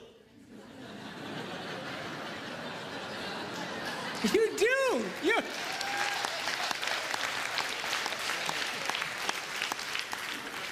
Well, I got news for you. We don't want to do it. We're never going to want to do it. If we wanted to do it, we'd have done it already. What do you care about the internal motivations of his heart? Stop. So he does it. I'll finally do something my wife wants me to do. I don't want to do it. I say, I don't do it. And she just... because she's getting something out of me. What's with this? Always analyzing the internal motivations of the guy's heart. I mean, you're getting yourself all kinds of trouble. I was in Germany some months ago doing some seminars for the troops who were rotating out of Iraq with the army. This one lady tells me, she says, you know what? She says, my husband, if there are dirty dishes in the sink, he cleans them and puts them away.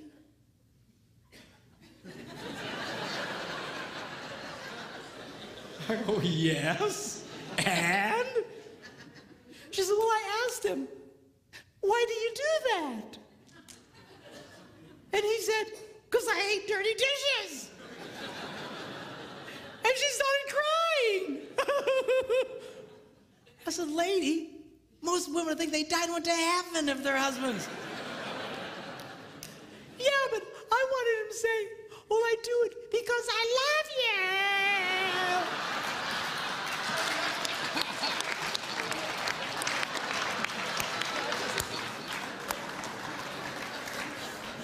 Who cares why he does it? Seriously, you've got to let up on this stuff. Leave him alone. Who cares what his motivations are, what his desires? I'll tell you what most men's desires are, is to do nothing. Okay, have we established that? So get him doing stuff for you. Who cares why he wants to do it in his heart? Number 2. You need to ask him the right way. Now, what does that mean? That means don't insult the boy. A lot of women think they can use insult as a way to motivate a man. Like, what are they smoking? What is... not gonna work. What's the matter with you? You some kind of idiot. What's the matter with you, a man? Can't you do... What's the matter with you? Can't you pick up the laundry? No, I can't. Don't insult. Do you know why women do that? Because it would work on them. If you insulted a woman, if you embarrassed a woman, she would change. She would do something about it. But you embarrass a guy, you insult a guy, we don't care. We just become more resistant. He's not a woman, okay? Don't insult the boy. Insult is not a motivator for a man, all right? Number 3, you need to train him with positive reinforcement.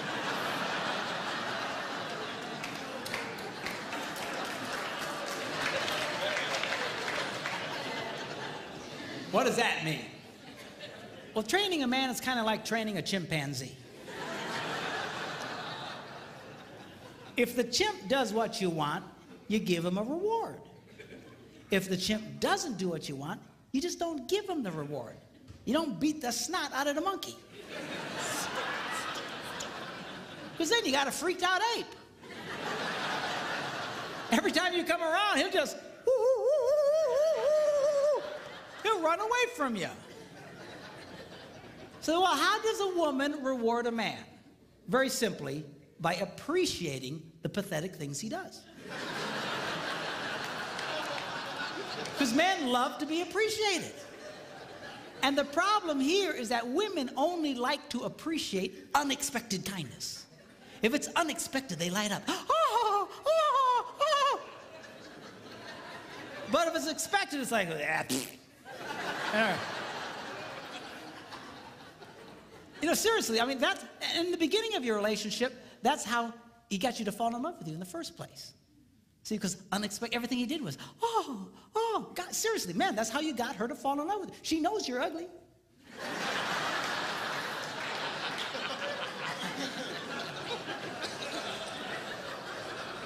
How do you think you got such a beautiful woman like that? Because you were nice to her and everything was, oh. But after 32 years, it's hard to come up with unexpected, man, I'm telling you.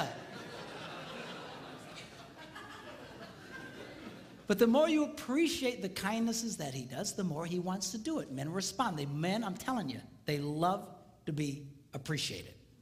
Now, give you an example. I was at home, and I had a dirty dish in my hand. I was by myself, and I'd actually gotten trained to the point I could put it away in a dishwasher. And I went up to the dishwasher, and I opened it up, but it was full of clean dishes. And that's a moral dilemma to a man.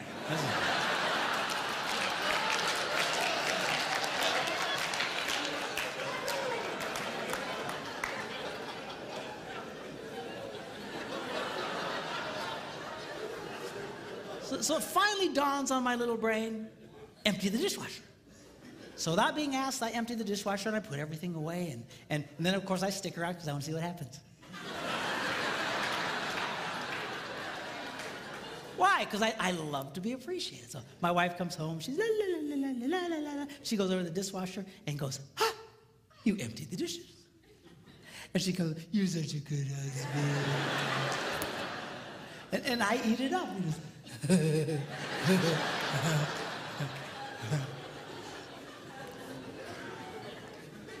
Now, guys, get a clue here. I know it's hard, but she loves unexpected kindness. You need to learn to give her unexpected things, unexpected little things. That's how you can keep a woman crazy in love with you in that way. I told my guys I want to write a book, 365 Unexpected Things a Man Can Do for a Woman.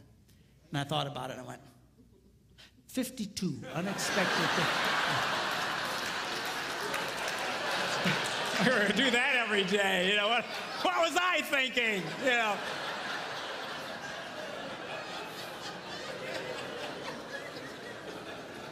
Because they light up. They light up. You know, some time ago when I was first doing this, I couldn't afford to take my wife with me. And so I was doing a lot of traveling by myself. And I was at a grocery store or gas station. I was paying for the gas, and I saw one of these rack of greeting cards. And this one caught my eye. It said, "My favorite place to be is wherever you are." And I thought, oh, I should get that. How much is that?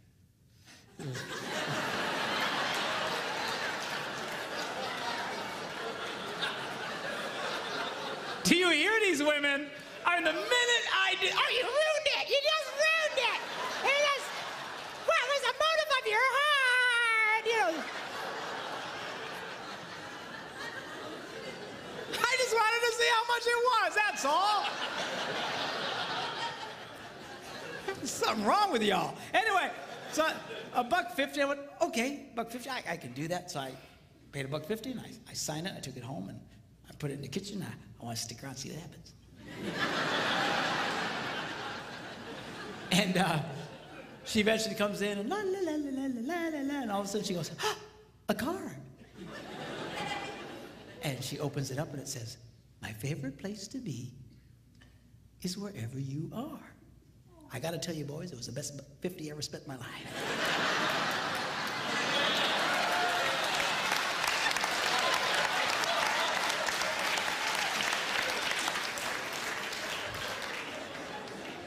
But we'll talk more about that tomorrow. Okay, now. Number 4, barter with him. Now, how does that work? Very simply, you become aware of something he wants to do. You know you got something you want him to do for you, and you just say to him, "Honey, would you like to do this thing you would like to do?"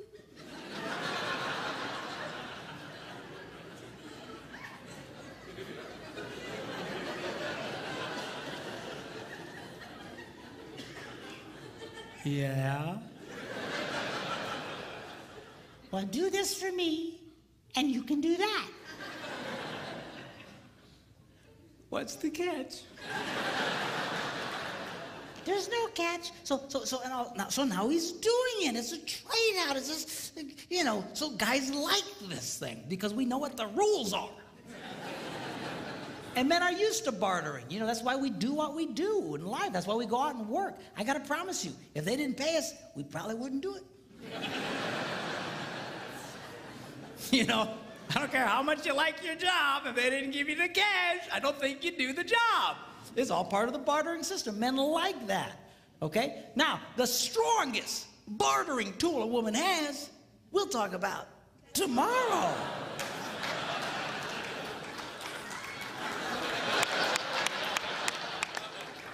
Oh, that's terrible. I had one lady say to me, Doesn't that make me a prostitute?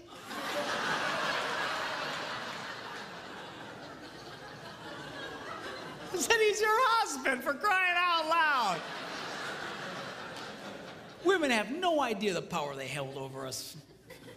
Just, they have no idea. I'm telling you, you can get a guy to do almost anything. You just come up to that boy and find something disgusting like cleaning the garage and say, Hey, baby. How'd you like that?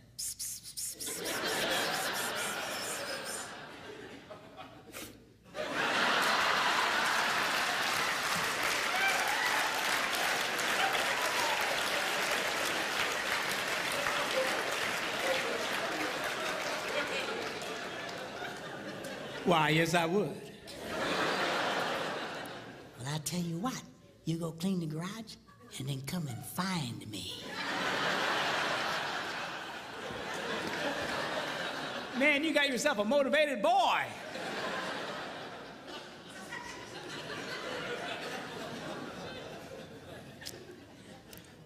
I was listening to Dr. John Gray talk along these lines. He's the guy who wrote that book, Men Are From Mars, Women Are From Venus.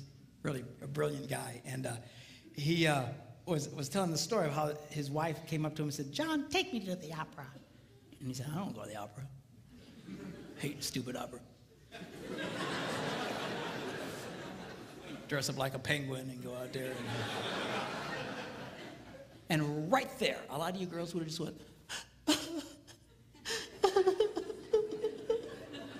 I think I'll eat worms and die. She didn't. She knew about this stuff. She just asked him again later. Hey, John. Yeah? Take me to the opera. No. John, Yeah? take me to the opera. Okay. So now she's a happy girl. Now he's all dressed up like a penguin, taking her to the opera, and right there a lot of you girls would go, where's my stupid husband to take me to the opera? You got such a... seriously, a lot of you girls, you envy other women's husbands because they're always doing things, but you don't understand. Women who get their husbands doing this stuff know exactly what I'm talking about. They do this all the time. You sit there with your heart broken because he won't do these things. You think he should just cosmically do them on his own. I mean... Somewhere where the rainbow.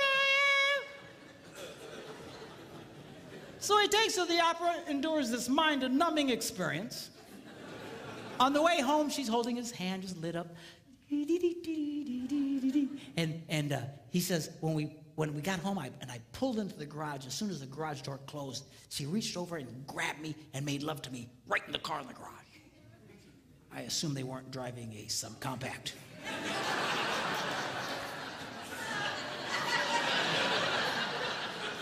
You figure it out. Anyway. So anyway, the next morning he gets up early and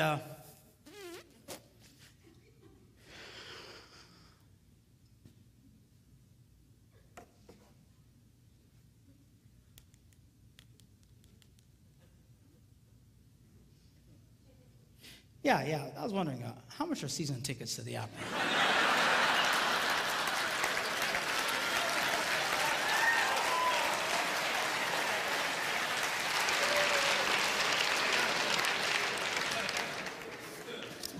Men's brains, women's brains.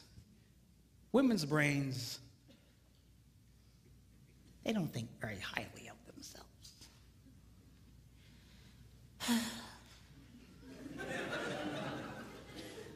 I'm too fat. I'm too tall. I'm too oily.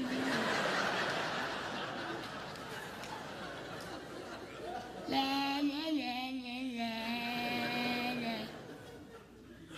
Now, men's brains, we think very highly of ourselves.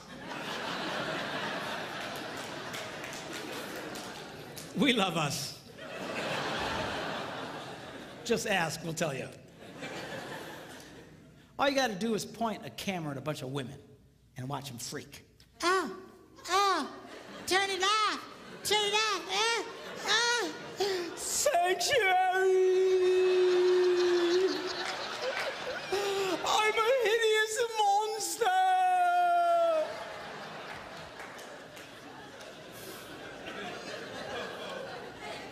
Point a camera at a bunch of guys, what do you get?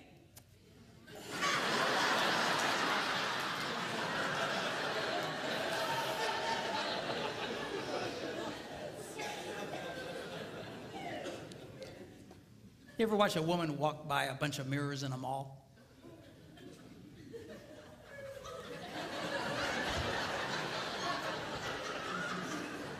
You ever watch a guy?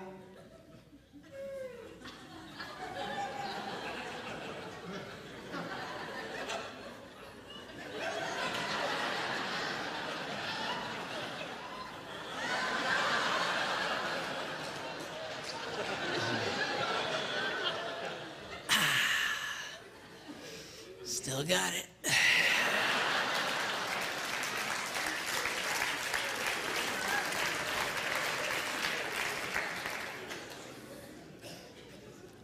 A lot of women, they give me such a drag because their husbands try to be nice to them and compliment them and be, nah, don't say that, nah, I'm ugly, nah. And you know, why do you do that?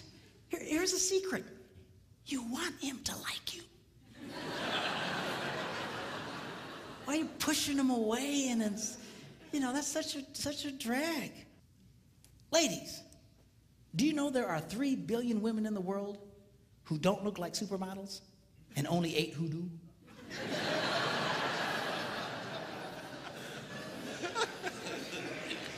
Are you seeing a pattern there?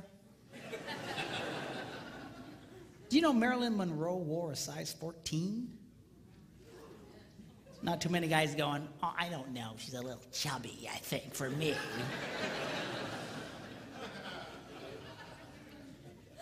Did you know if Barbie were a real woman, she'd have to walk on all fours?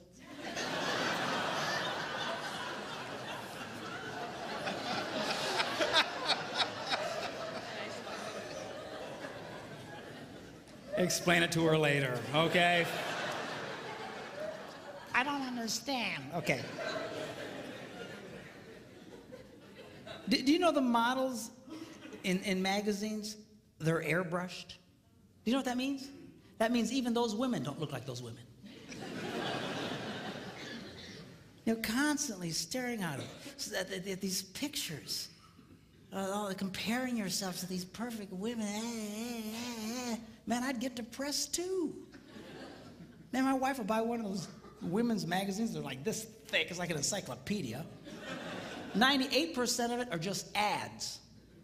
Pictures of other women. Beautiful, gorgeous, airbrushed women.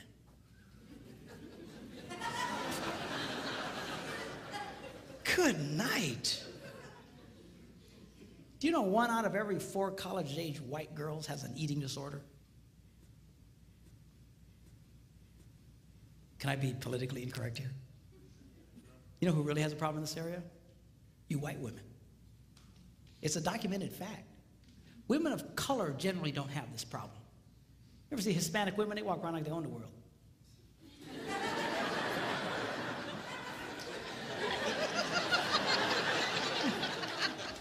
Black women, they care of themselves. What are you looking at?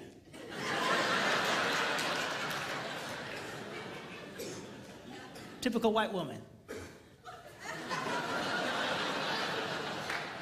I mean, come on. I was watching this movie with Steve Martin and Queen Latifah.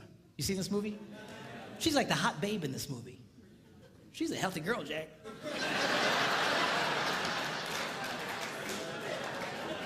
She's all over the place. But you know what? She came across as very sexy in that movie. You know why? Girls, men are not looking for perfect women. You know what's attractive to a man? A confident woman. When women carry themselves in a confident way like that, it's very attractive to a man. And you just be who you are. Just carry yourself with confidence. So you're not perfect. So what? Nobody's perfect. Even the perfect women aren't perfect. Now, tomorrow, I'm going to be sharing with you when we do our little talk about sex. I'm going to be reading from one of the most amazing books. It's one of the most ancient books about sex. And it's in the Bible. It's called the Song of Songs, or the Song of Solomon. And it's a very sexual book. A lot of people miss it because they're very poetic. They talk about pomegranates in bloom and secret gardens. And people go, man, these people sure are into gardening. What's the deal here? You know, just...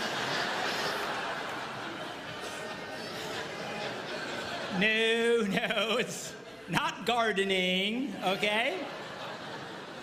It's about sex. We're going to look at that tomorrow. But tonight, I want to just take a quick look at halfway through this book. He describes this woman that he's absolutely crazy about. I want you to see his description of her.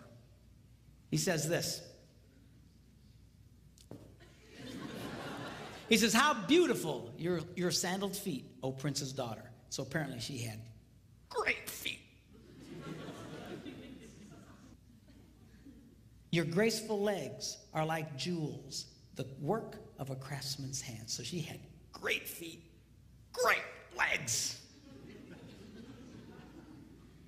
Your navel is a rounded goblet. So she's got great feet, great legs, but she's got an outie.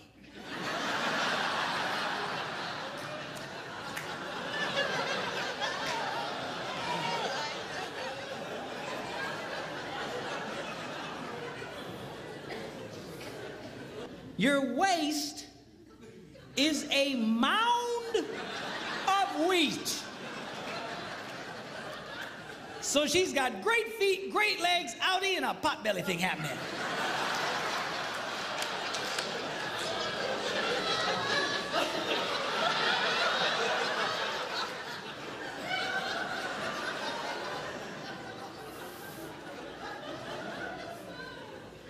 Your two little itty bitty breasts are like two little itty bitty farms. So she's got great feet, great legs, outie, pot belly, and little boobs.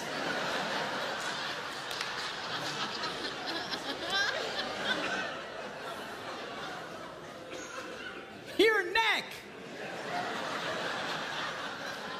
is like an ivory tower.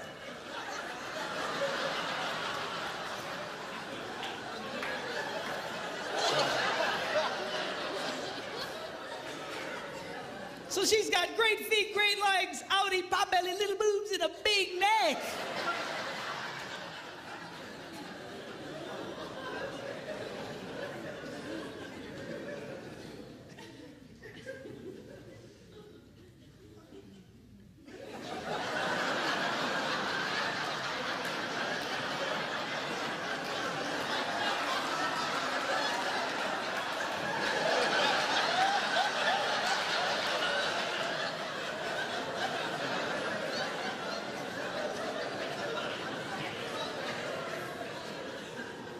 Your nose is like the Tower of Lebanon. In fact, I think they can see it from Lebanon.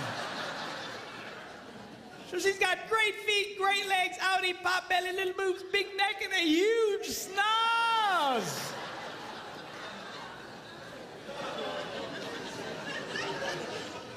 What does he say about her? He goes, oh, how beautiful you are.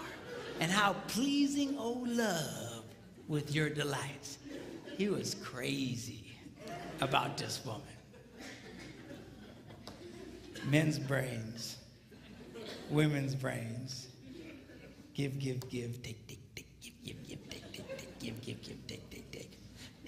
By the way, on this area of give and take, a lot of women have really been, and I'm speaking particularly Christian organizations and Christian women's clubs. You know, they have these Christian women's retreats and stuff. I call them estrogen fests. And they're wonderful. They're great if you're a woman, I guess. But You know, a lot of you, I know what they're trying to say, but a lot of you have really gotten bad information, or at least faulty information. This is what's being said in a lot of these. What they're saying is unconditional love demands an unconditional relationship. Unconditional love demands an unconditional relationship. You should do anything for this man. You should just put out for this man. If he wants sex, no matter what, just give it to him. Just la la la la la la la la. It all sounds spiritual and it all sounds wonderful. The only problem is it is patently false. Unconditional love demands a conditional relationship. The Bible is nothing if it is not a one big gigantic list of conditions. Are you hearing me? Well, doesn't God just love everybody? Yeah. Whosoever, God so loved the world that he gave his only begotten son that what? Whosoever believes. Conditional. You actually have to do something. Yes. You want God to get close to you? You know what the Bible says? What do you have to do? You have conditions. You have to, the whole thing is unconditional. I'm sorry. Yeah. An unconditional relationship will destroy your marriage. It will destroy any relationship. An unconditional relationship with a child will create a hellion. An unconditional relationship with a teenager, he'll destroy himself and take everybody he can with him.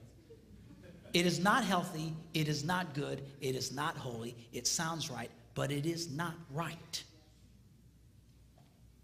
You girls need to get comfortable with this idea of taking in your relationships, putting some conditions. Now, the stronger the relationship, the stronger the conditions can be. You need to be careful. All right? And I know I'm putting a lot of weight on the girls tonight. I'll beat up on the guys tomorrow. But, you know, the stronger the relationship, the stronger the condition. You got to be careful. It's kind of like, you know, if I play hide and seek with my grandsons, you know, you hide behind something, you know, that they can still see you. All right, come and find me. And they'll, you know, you know, you don't play hide and seek with a 2-year-old and run into the basement and hide under boxes. Because he won't get it. He just, you know, so you got to watch the conditions. In a healthy relationship, you can have higher and stronger conditions. But you're not going to get there if you just never require something out of the guy. Okay? And some guys, you know, they don't like any condition. But guys, this is healthy. It's not right for her to constantly be giving to you and never getting anything back. And girls, you can change that, but you got to get comfortable. This is healthy for your relationships to take back. Most guys don't mind you taking back. What we get frustrated with is you expecting us to be like you. That we're just going to do this cosmically like you. We're going to somehow interpret your internal feelings. And we don't do that well. Okay? But you've got to, this is a healthy thing for you. I had a lady at a conference just a few weeks ago. She's crying her eyes out. And I said, what's the matter? She says, my husband, he'll never talk to me. I says, never, he never. If he would just talk to me just for a little bit, I'd feel so much better. And she's just crying. I said, how's your love life? Oh, it's okay. I said, let me see if I get this. A man who never talks to you, when he wants sex, you just give it to him. Yeah. I said, well, why do you do that? Well, because I'm supposed to. That's what we're told. You know? I said, sweetheart, you've gotten bad information. Well, doesn't the Bible say we shouldn't deny each other? Of course. But denial doesn't mean, or acceptance doesn't mean you can't have conditions. Here's an example. If you're trying to get a mortgage for your home and the bank calls you up and says, hey, you have been accepted. We have approved your loan. You just need to come sign some papers. And they hang up. Have you been rejected or accepted? You've just been accepted, man. You're excited. Cool, cool, cool. But you have to go do what? Sign some papers. You don't go, stupid bank. They were going to give me that money, but I got to sign papers. I mean, come on. I said, the next time your husband wants to make love to you, you say, honey, I will knock your socks off. But we're going to talk for 5 minutes first.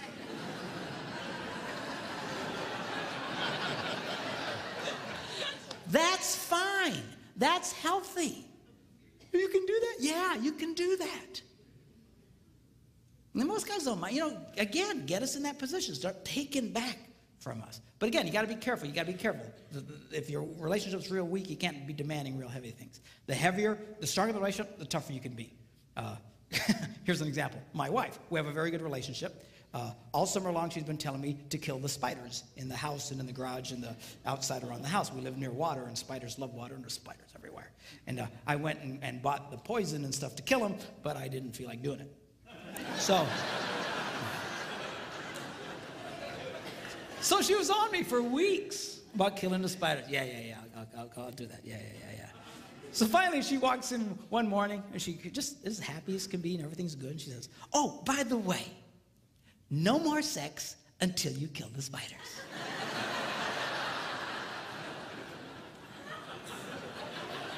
And she walked away.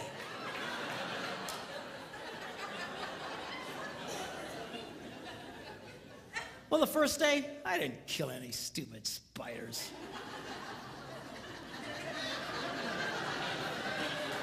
Second day, I didn't kill any stupid spiders. Third day, I'm killing every spider within miles of the place. I was killing spiders. Die, you stupid spiders! I sprayed our house. I sprayed the neighbors' houses, man. I sprayed every...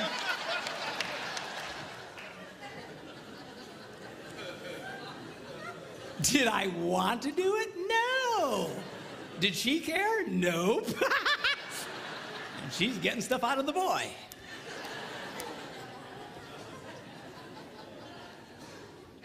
Men's brains, women's brains. In closing, I want to talk to you about how men's brains and women's brains are portrayed in movies. You have guy flicks and you have chick flicks. Now, a guy flick is only a guy flick as long as somebody is dying.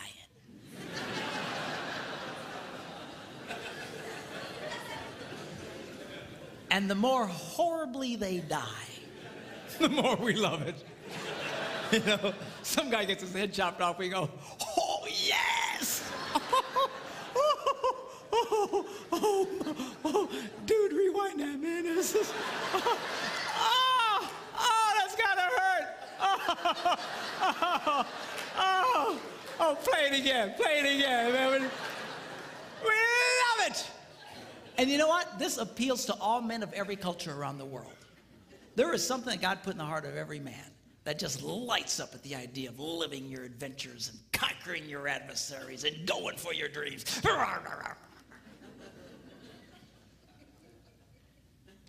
You see it even in the smallest of boys, you girls that have little boys, you know what I'm talking about. They're always doing something dangerous. Stop that, you're gonna poke your eye out. That's the point, Mom. If you can't lose an eye, what's the point of playing?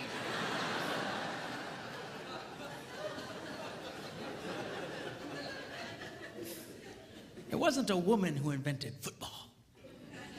And we like that. There's something just blesses the heart of a man when he watches one man kick another man's butt. Yeah! Light up on the inside. Just we love it! I believe God put that in. I'll tell you, you can't possibly read the Bible and not see that God is a first-class, #1, grade A butt kicker. Not a chance. Even at the end of the Bible, it says someday Jesus is going to come back and he's going to be riding on a white horse and his robes are going to be dipped in the sweetest perfume that he got from Bath and Body Works. Is that what it says? No. Robes are going to be dipped in what? Blood. And all the men go, oh, shit. Dude, blood. That means somebody's going to get their butts kicked. We love it. Now, women's movies, chick flicks, are a little different. Chick flicks are about connecting the wires.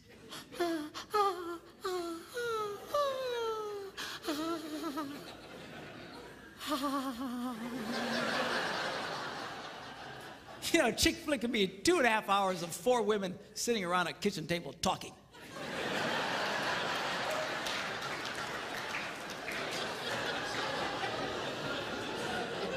And she'll be watching it going,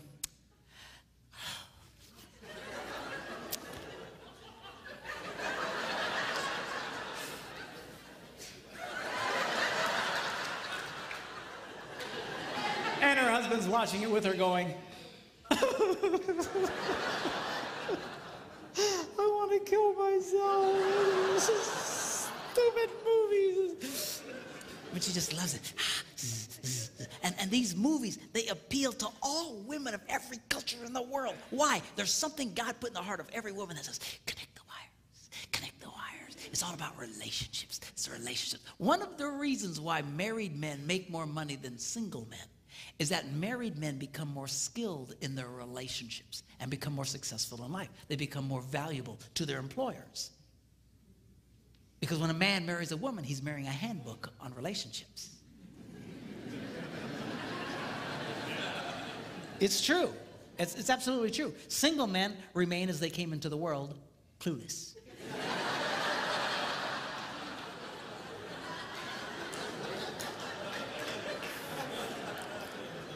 Married men get feedback and they start learning, but you got to listen to her.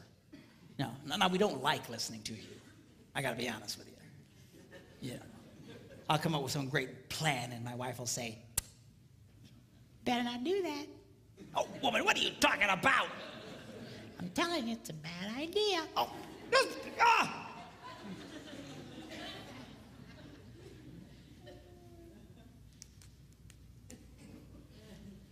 Yeah, you guys.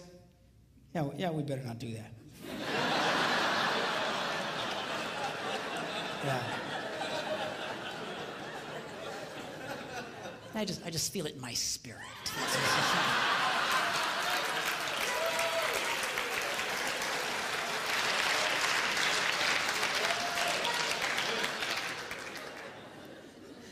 Now, as different as the chick flicks and the guy flicks are from each other, there is one theme they both share that is the same, and that is this: the hero always goes back for the girl. You see it in the guy flicks, man. They're just fighting their battles, and they're on the edge of victory, and suddenly the hero starts to pull back, and his men say, "Where you going?" And he says, "Going without me, boys. Ugh, I got something I gotta do."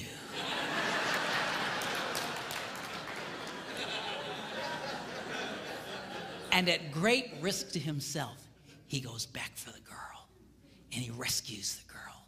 And guys watch that on the screen, and we go, yeah. Women have the same theme. The boy always comes back for her. I was watching this chick flick, Jerry Maguire. Have you seen this one? And in this movie, they'd broken up, and finally he wins the big contract, and he realizes it doesn't mean anything because he doesn't have her. And he quick hops on a plane and he flies home, and he walks into the house and she's there with a bunch of her girlfriends, and he walks in unexpectedly, and they all look up and he goes, hello. And she says, what are you doing here? And he starts to explain to her that he had finally succeeded and gotten everything he dreamed of, but it meant nothing without her. And he said to her that you complete me. And she goes, you had me at hello. And all the girls see that and they all go, oh, yes, yes, yes, yes. All I'm saying to you boys is this: do what's in your heart. Live your dreams. Live your adventures.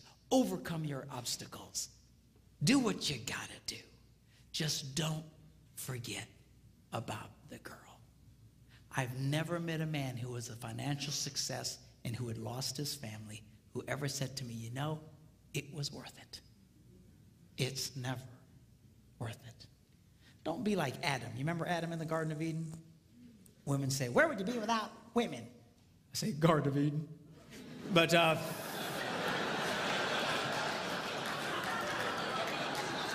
it's just a joke. I know it's not fair. Really, Adam's job was to guard the garden, to take care of the garden. He fell down on the job. When that serpent came around, he should have kicked that thing out on its butt. I don't know if serpents had butts, but they don't now.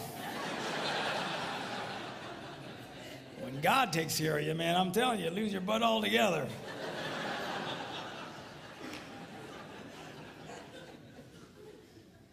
But you know what happened? He didn't do anything. So how do you know that? Because if you read the story, Eve listened to this story and then took of the forbidden fruit and then turned and handed it to whom? Adam. She didn't have to go running through the jungle going, Adam! Where you at, boy? I know you're here. He was right there the whole time. He said nothing. He did nothing. Do you know why? Because he was a coward. He was a coward and the father of cowards, of men who claim to be men, but they're no more men than the man in the moon. They are spineless jellyfish, impersonators, who are afraid to engage their wives, afraid to engage their children. You, sir, are no man. Don't be like that, Adam. You need to be like the second Adam. You see, the Bible refers to Jesus Christ as the second Adam. The first Adam messed everything up. The second Adam set everything straight. And at great cost to himself, he came back for the girl. He came back for you and for me. That is a man. You need to be like that. Live your adventures, yes. Go for your dreams, yes. Overcome your obstacles, yes, yes, yes. Just don't forget about the girl. Don't get so caught up in your puking little life you forget about her. You start working too late at some point, you just stand up and start heading for the door. All the guys will say, hey, where you going? Just say, go on without me, boys. I got something I gotta do.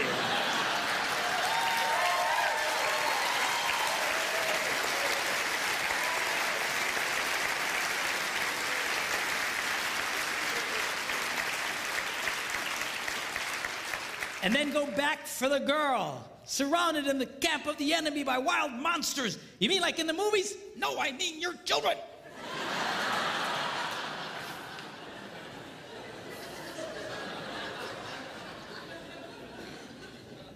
All I'm saying to you is do what's in your heart. It's in the heart of every man here, and it's in the heart of every woman here. Don't forget about her. Don't neglect her. Do what you need to do. But make sure that you go back for the girl. Are you glad you came tonight?